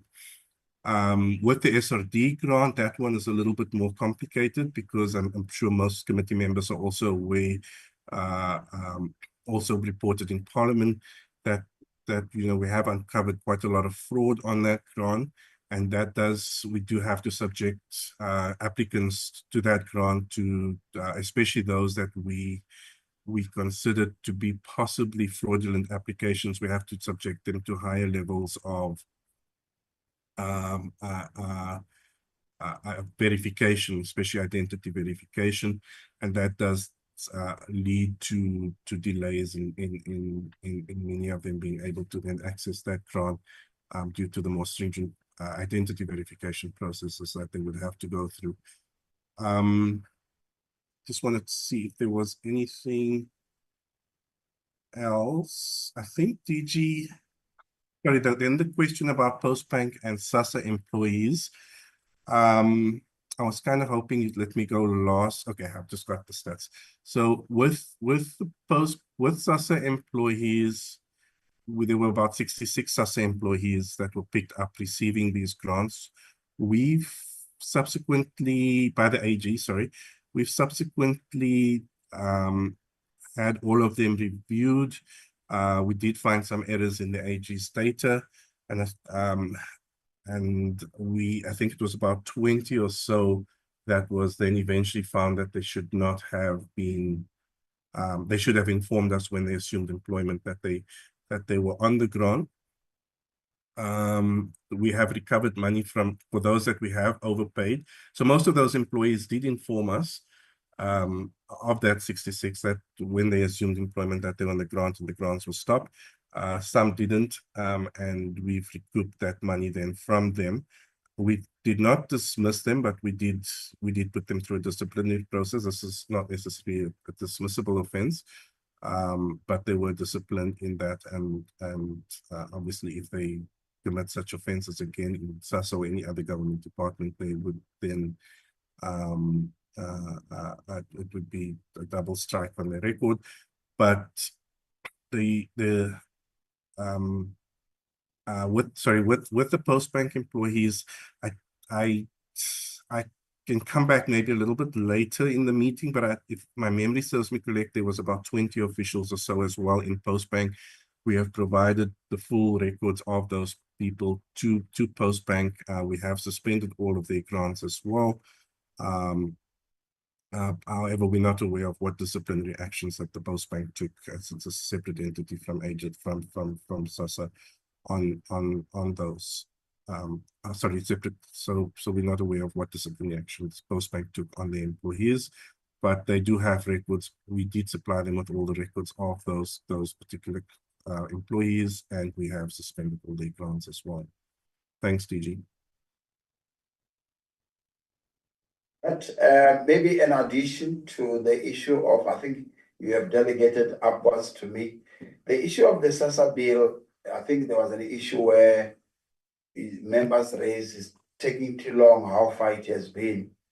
The SASSA bill was completed and was taken to cabinet, but when we were looking for the, what do you call this one, we got the state law advisor. We were requested that you can't just amend the act without a policy.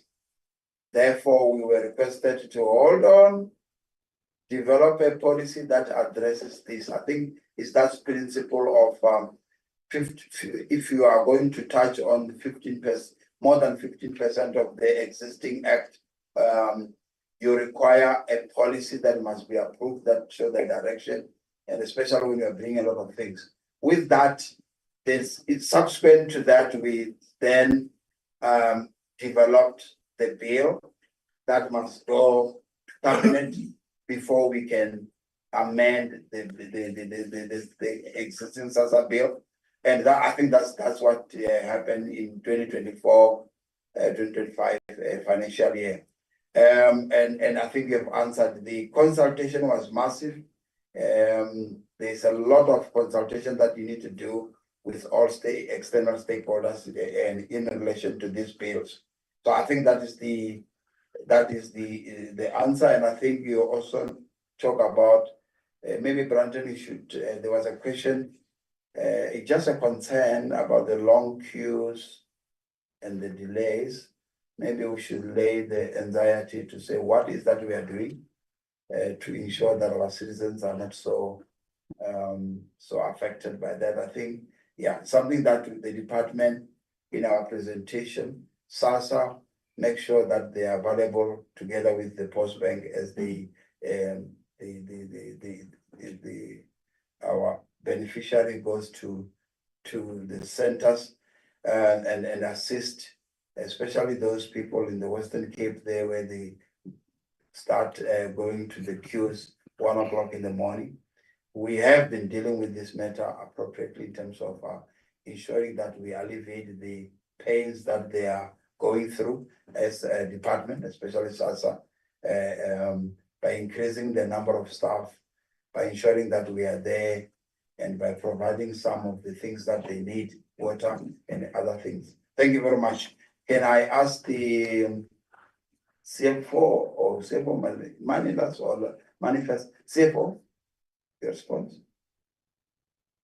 Thank you, DG.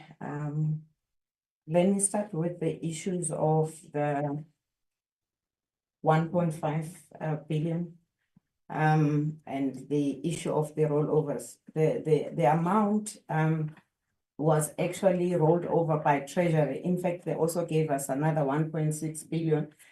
The two amounts, which then amounted to 3.1, was used for the difference. Honorable Chair, you recall that SRD grant was increased from 350 to 370.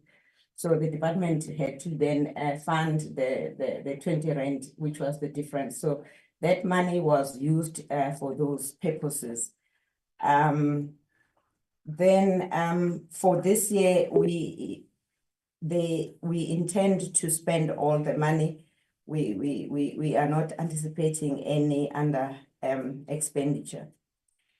On the material irregularity, as indicated during the year under review, the recommendations was that the department implements the recommendations, and those recommendations are currently underway. Chairpersons and the letters, the officials were given the letters for disciplinary actions. So all the cases are currently going through the disciplinary process. It started in October 2024, if I'm not mistaken. On the issue of the LCC, there were certain administrative matters that needed to be attended to by the department. But the department has since appointed an interim committee. The interim, because the department wants to move towards appointing external members that are not part of the department, that will then reside over all the cases. So hence we are saying it's interim at this point in time because it contains the departmental managers.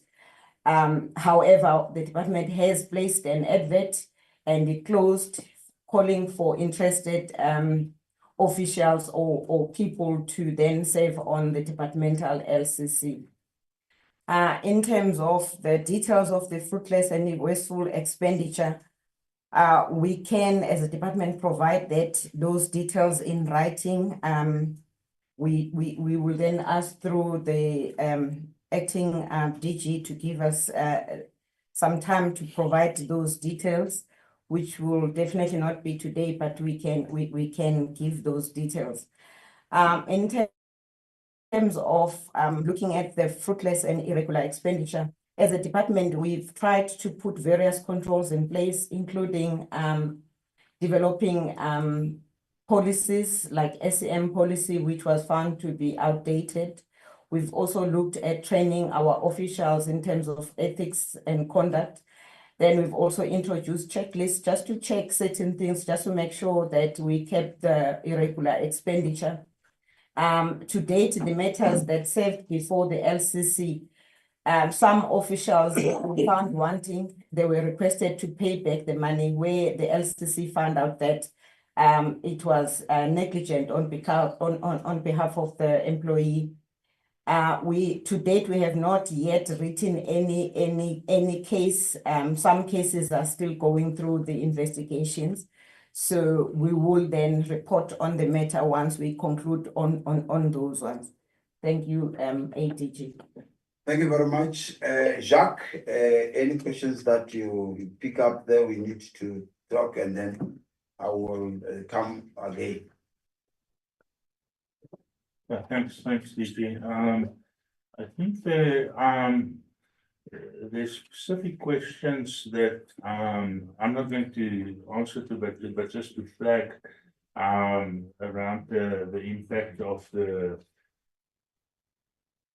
USAID funding that has been terminated. So probably that will have to come from welfare services. There have been, thank you very much, honourable members. I think there's and this recurs in all these discussions. So what does one make of a policy process that is not completed? And there was also a question or two about, what are the financial implications of embarking on a policy process that's not completed. Now, the thing is, and I think that's something that we must honestly admit we've not gotten right yet, in the quarterly and annual reporting cycle, is that policy processes seem to very often overshoot on the time that one plans to complete them in. Then one would often formulate the target to be that the policy has been approved by cabinet, or if it moves to legislation, the legislation has been tabled and adopted in parliament.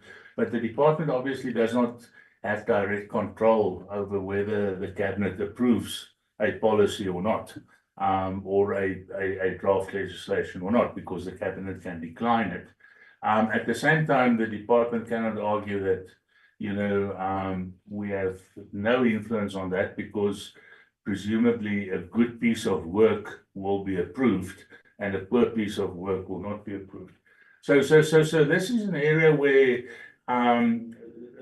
we are still really struggling to sort of express it in the right sort of language of the performance monitoring system, which is quite rigid language, and something is red or green. It's been achieved or not achieved, So if it has gone halfway through the process, it's marked that whilst it should have gone all the way through the process, it's marked as not achieved. Now, obviously, then and then the question starts asking, so how does this link to the expenditure? One is, it's possible, but probably also very cumbersome to do a costing of a policy process, because a large part of what goes into that process would be the expenditure on the human resources who are employed to work on that policy, but they don't necessarily work full time on that because they've got other responsibilities in their portfolios as well. Work that gets outsourced to a consultant can obviously be quite accurately costed. But then, given the concurrency of the mandate of the Department of Social Development, there's the cost involved of engaging and liaising with provinces. I must honestly say, I don't think we've reached a point of capacity where we can say, well, to take a policy process, we can actually 100% cost what it will cost. But what I think with how I'm trying to relate the expenditure part to the question of complete or incomplete policy work, even if policy work is incomplete in a certain financial year, the vast majority of the policy initiatives that the department has been responsible for do conclude at some point in time. So it's not as if something that was not achieved by 31st of March 2024 has now been abandoned. In fact, all those incomplete processes that I've referred to have continued into the new financial year and beyond, because policy work is also a multi-year process. So I hope that assists. And what would obviously be very useful for us, and we've made the same request to the portfolio committee when we were doing quarterly reporting, is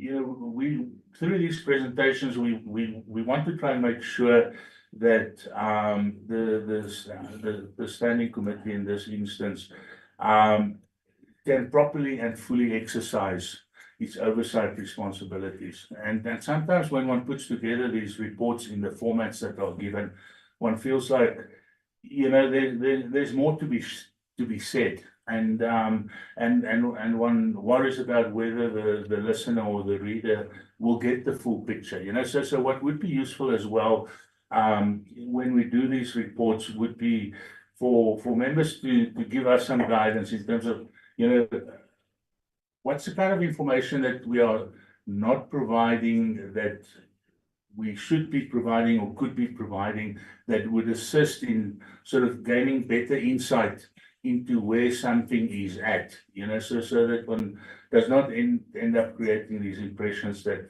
there's a lot of unfinished work, especially at this juncture where we've already done the first 3 quarterly reports of the new financial year. Obviously we as officials who sit here know on everything that we've reported how far it has progressed since the 31st of March. But then we are sharing with you, this is where we were at the 31st of March, and I think there might be ways to make it more helpful to honourable members to understand,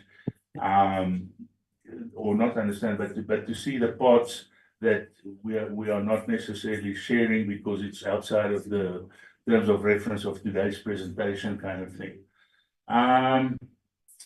I just want to make sure whether there's anything else in the process.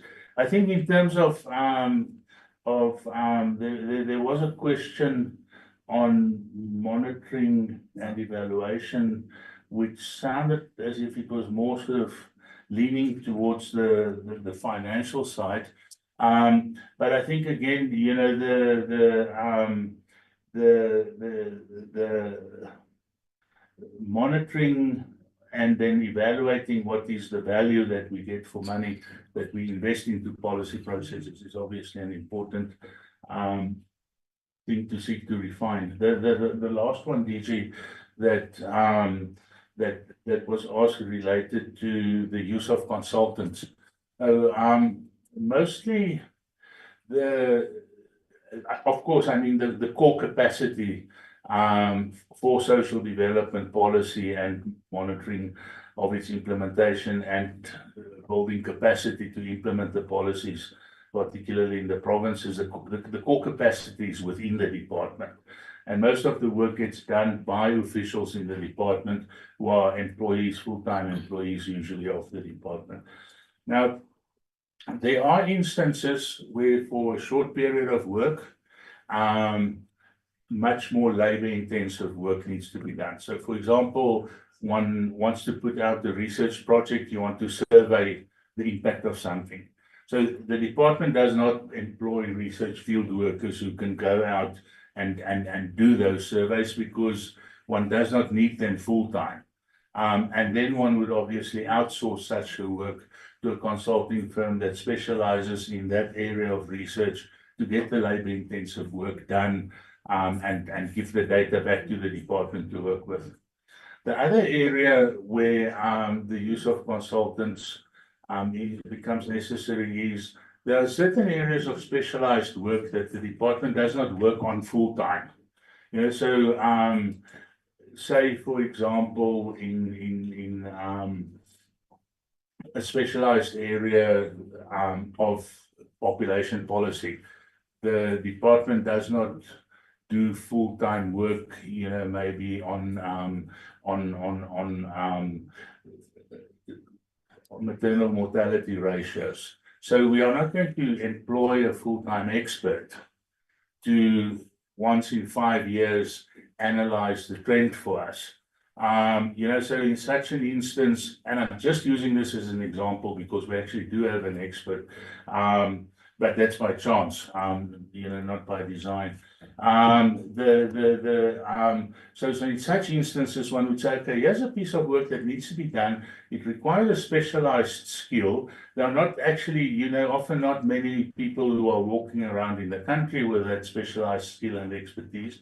We cannot afford to keep somebody like that full-time on our payroll to just give us something every 5 years or 3 years or whatever. So it actually works out cheaper to contract that individual or that organization to deliver that service as a on a consultancy basis with a clear time frame and so on. And then the third element that often requires consultants is large-scale training initiatives, for which we also don't have the human resource capacity. So, for example, over the past 4 years, the department ventured out to train officials with management responsibilities for planning in all the municipalities in the country on how to manage migration in their municipalities. So that entailed, I think, maybe 10 training sessions, 10, 15 training sessions a year. So 30, 40 in total that had to take place, you know, across the whole country and so on. In that area of work, we employ only 1 or 2 people. And those people do have other responsibilities as well. So they can't go around doing the training. So then one would hire a consulting firm and say, right, you know, here's a specialized thing. What you have to do is measurable very clearly. We put it in a plan and we contract you, and for 3 or 4 years you go out and you do that, and we monitor your work and we evaluate it ongoing. You know, so those are the kinds of instances where it's simply not possible to hire all the human resources that one needs on occasion on the department's establishment. I think, DG, I'll stop there. I think the important one, but maybe the program manager should comment on that rather than myself, is the impact of the HIV/AIDS funding backed by the US, and then also the number of social workers that the department itself employs. Those are 2 specific questions that I think are also remaining. Thank you. Thank you very much. Let me then ask Civil Khodi to take us through only the impact of the over HIV/AIDS program with the withdrawal of funding, and then also to address the issue of Honorable Sivande talk about the national obligations. In other words, what do you do with our national obligations? I think Civil will take us through that.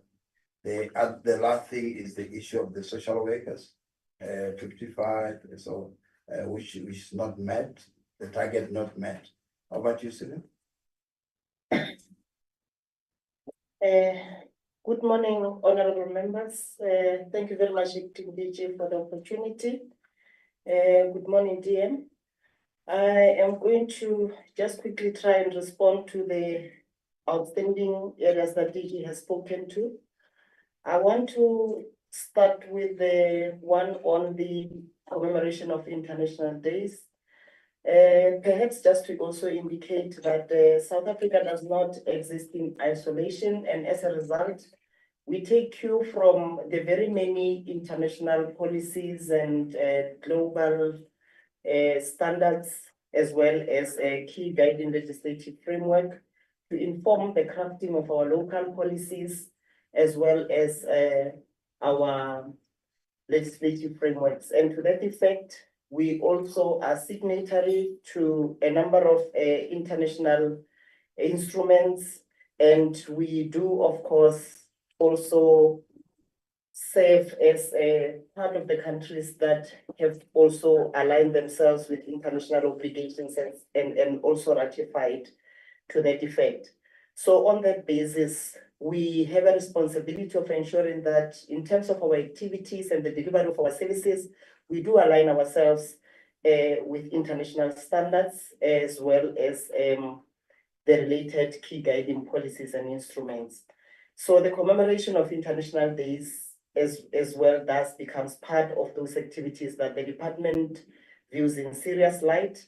And from our side as a department, we would really want to see these days being observed over 365 days. We do not want to have such activities happening only on a particular day, which is perceived as a day on which, for example, we commemorate the International Day of Older Persons on the 1st of October, then we only wait until the 1st of October. We want their rights, their dignity, and their status to be observed throughout the 365 days. So on such days, we elevate the commemoration of such days through engagements with our key stakeholders at varied levels. We also go out and make sure that we create awareness and showcase the good work that the department does. And we also take services to our people at different levels, and we also adopt different approaches in making sure that we reach out to our vulnerable groups in the best way we can, so that we also sensitize people about, the services that we have, where there are, levels of lack of understanding pertaining to our services. And in terms of the target for 55,000 practitioners, I need to indicate that the NDP speaks to practitioners, 55,000 practitioners, and therefore I will talk to 55,000 practitioners.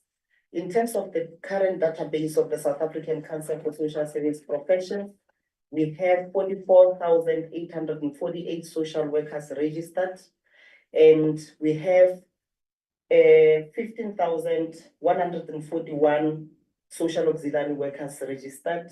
We have 548 child and youth care workers registered, and we have 10,056 auxiliary child and youth care workers that are currently on the database of the South African Council for Social Service practitioners. So why I'm raising these numbers is specifically to indicate and show members that we are at a point where we are almost surpassing, the number that has been targeted, basically for all practitioners. But we note the current challenge in the country in terms of our social workers who remain unemployed. And I take it that in a different platform of engagement, the department has taken cabinet committees through the process that the department has adopted in terms of making sure that we respond to this critical problem within the country, especially that we acknowledge that the department has invested in the many practitioners who remain unemployed, as well as their families, because there are those that were funded by the department and there are those that were funded by their families. DG, let me pause it there. Thank you. Thank you very much, Civil. With regards to, I'm sweeping as acting DG. With regards to the impact of the funding of the HIV/AIDS program, there is a task team that has been established, led by Health. We have programs that have been affected, NPOs that will have lost money or will lose money. and staff that are going to not have money. We, as a country, we are busy developing a strategy on how do we take over those services. We cannot say exactly now because the trust team hasn't finalized the plan. But the aim is to make sure that we take over, starting from provision of ARVs and any others, and also ensuring that we alleviate the issue of employment of our staff. So when that is finalized, we'll be able to brief the select committee on this one. The other question was, I think you, Jacques, you answered that question a little bit. And I think it's always the case that 99% of the budget spent, 77% achieved only. To say that I think the what can we say, the technicality of the reporting is not really a true reflection. If you go and train, there's one target here. They went and trained everyone else, but the target was a certain number. So we missed the number by when people are sick and could not attend the course. So you miss the point by 5 people.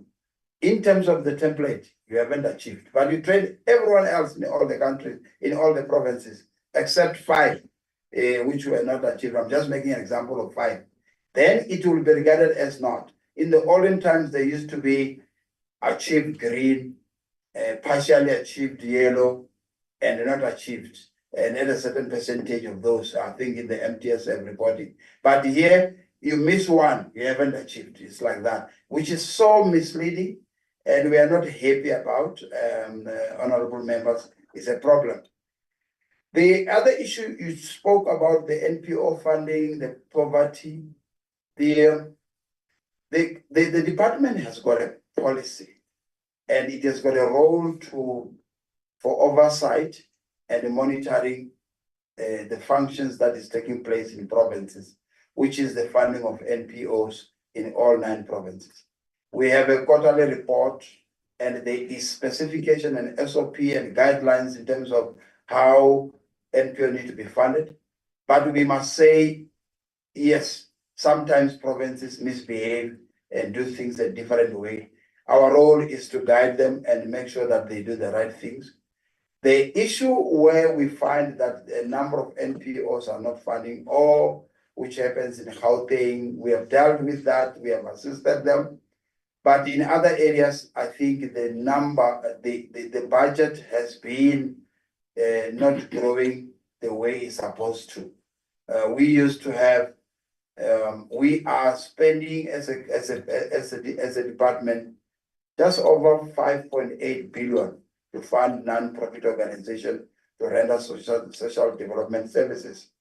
It used to be about 8.3 billion before, but because ECD left, went to Department of Basic Education, we were at that level. It's not growing much where the needs are, and it's something that we're dealing with in terms of National Treasury to add. You must also worry that also when we look at a broader picture, the 2018 expenditure review indicated that the department is underfunded by over about 9.2 billion in order for us to be, and the equity is not there. The other aspect that were not covered is about, I think, other issues we will. 24 grievances, I think we'll be able to provide that in writing so that we can go into detail in terms of how we have dealt with. There was an issue with regards to,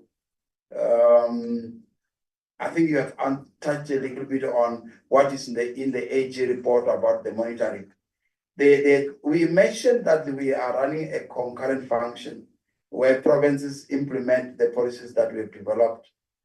And we have, over the years, developed an M&E system that will provide much better oversight, but better monitoring of the services up to an NPO level.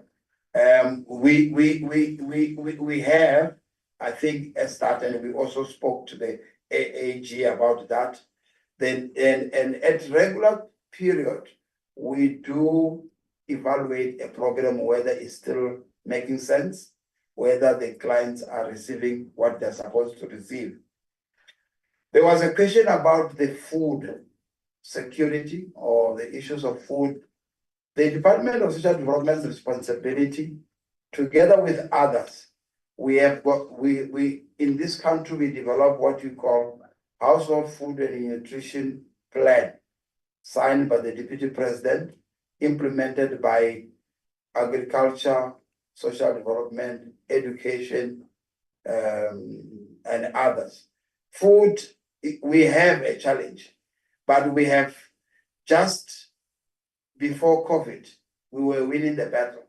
We were at about 21.2%, 13.8% of the people that are prone to hunger.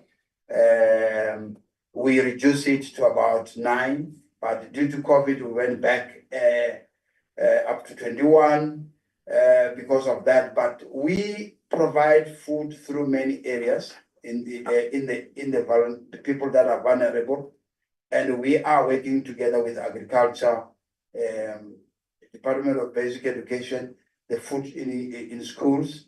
We provide food in the ECDs, our basic education, and then we also provide food in the CNDC, Community Nutrition Development Center, drop-in center, old age homes.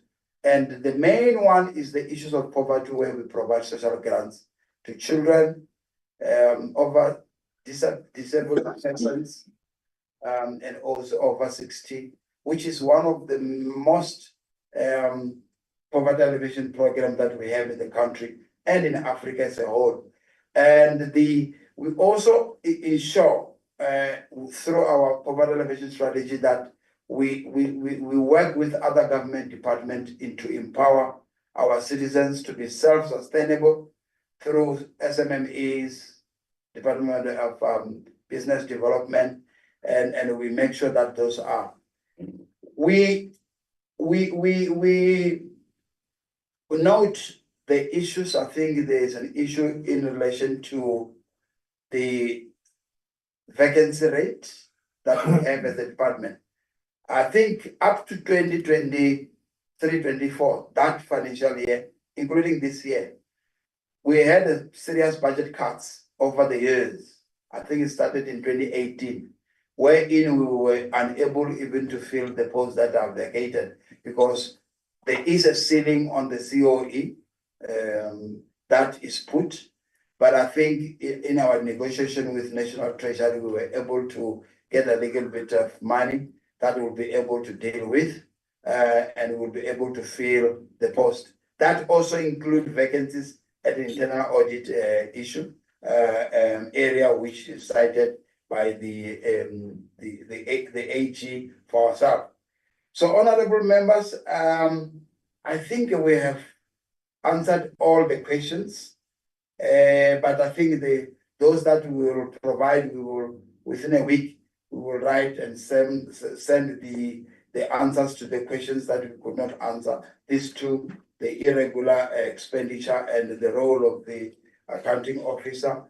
We are serious here. We trained everyone on ethics, anti-corruption, so that we need to deal with that. And it's a continuous issue that we deal with. In areas where we have got some losses, where there are processes that we follow to make sure that everybody adhere to the principle that we have. But we want to thank you very much, honorable members.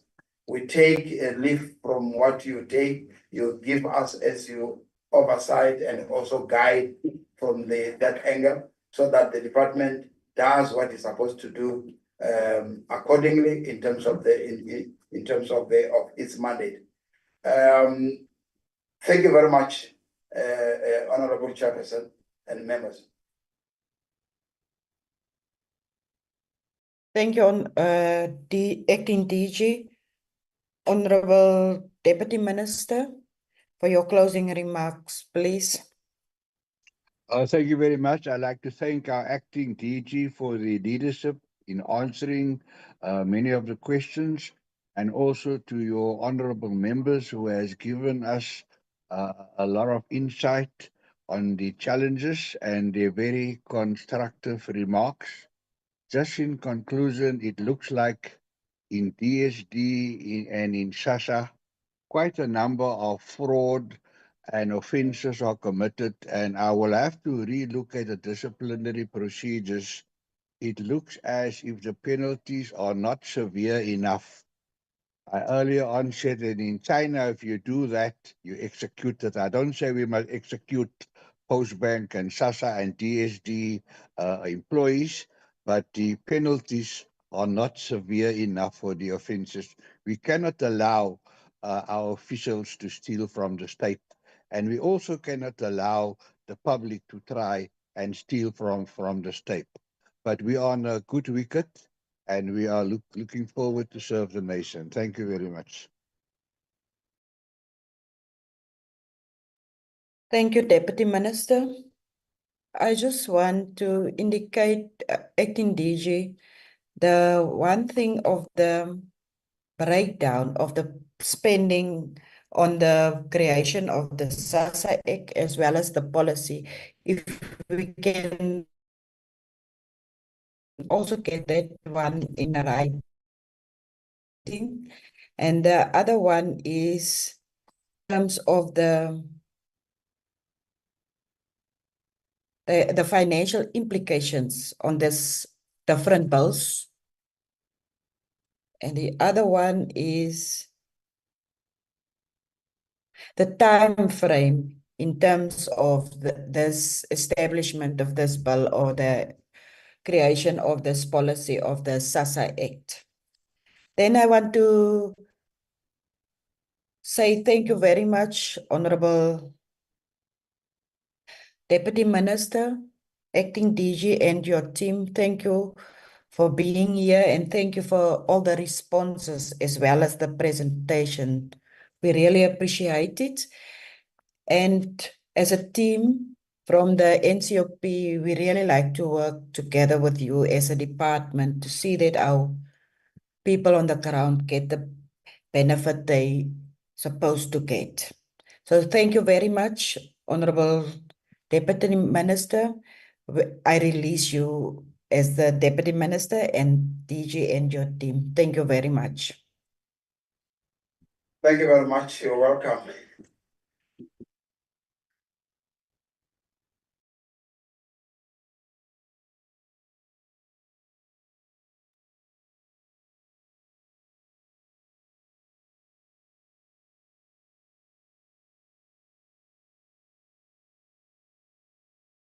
Marcel, I will request you to flag the agenda.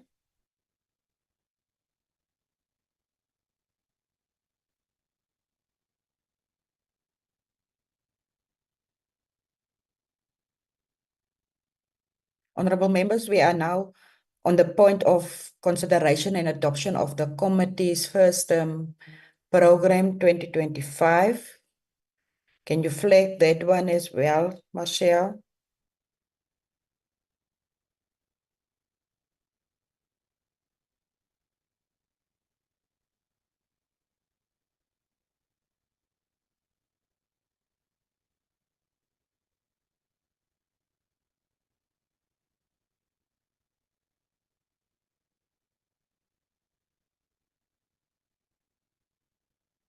Thank you, Marcel. Honorable members, there is the first term program of the committee.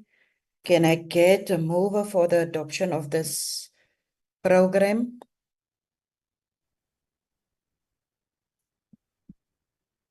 Honorable Adriaanse. I move to adopt it, although I see all the meetings are on the virtual platform, which is quite concerning, but I move to adopt it. Thank you. Thank you, Honorable Adriaanse, but I will request the secretary to see that if there is not available committee rooms for us as a committee to have our meetings physical. Thank you very much, Honorable Adrianse. Honorable Sibande. Chairperson, I move to second the adoption of the program. Thank you very much, Honorable Sibande. So the program is adopted. So we move over to the minutes of the 27 November. First, the 27 November.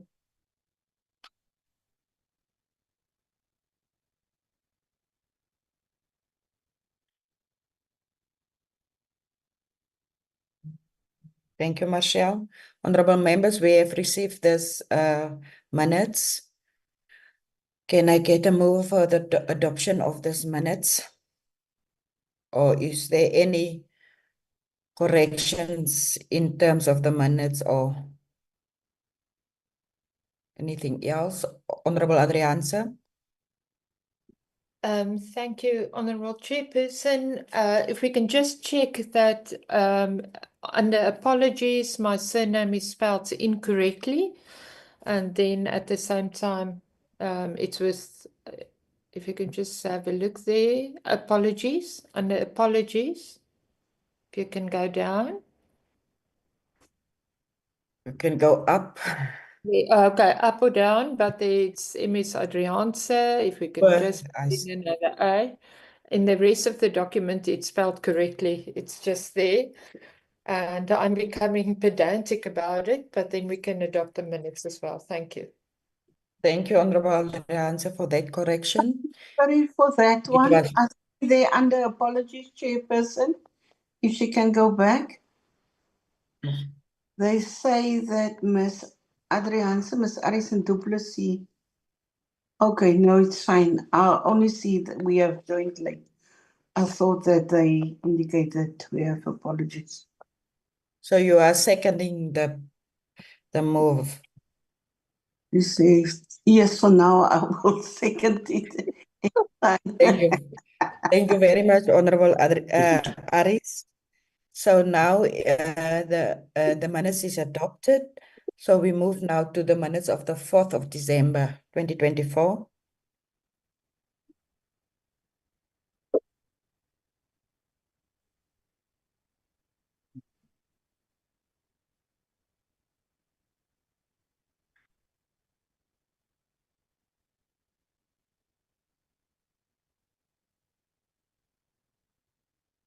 Honorable members, any correction? If none, can I get a mover for the adoption of those minutes?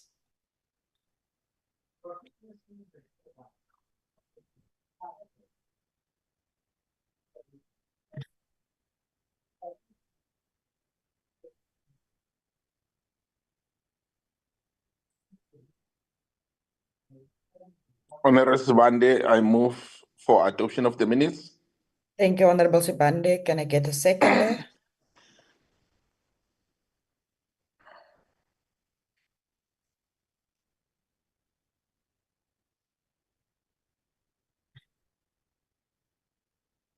Honorable members, can I get a seconder?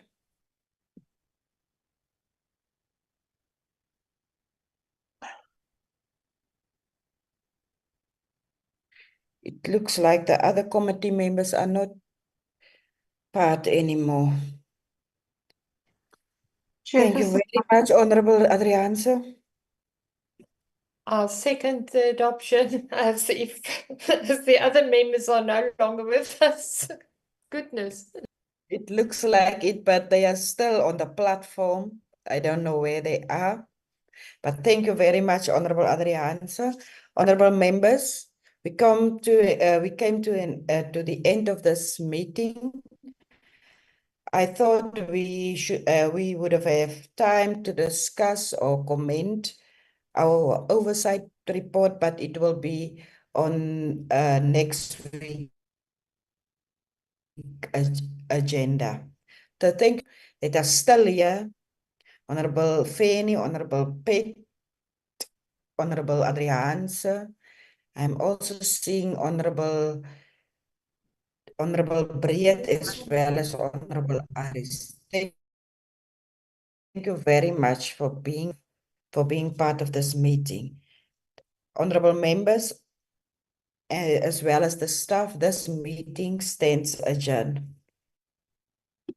Thank you, Chair. Bye. Thank you, Chair. Bye. Bye-bye. Bye. Thank you very much. Lekker dagie, Chairperson. Lekker dag, Honorable Sibande.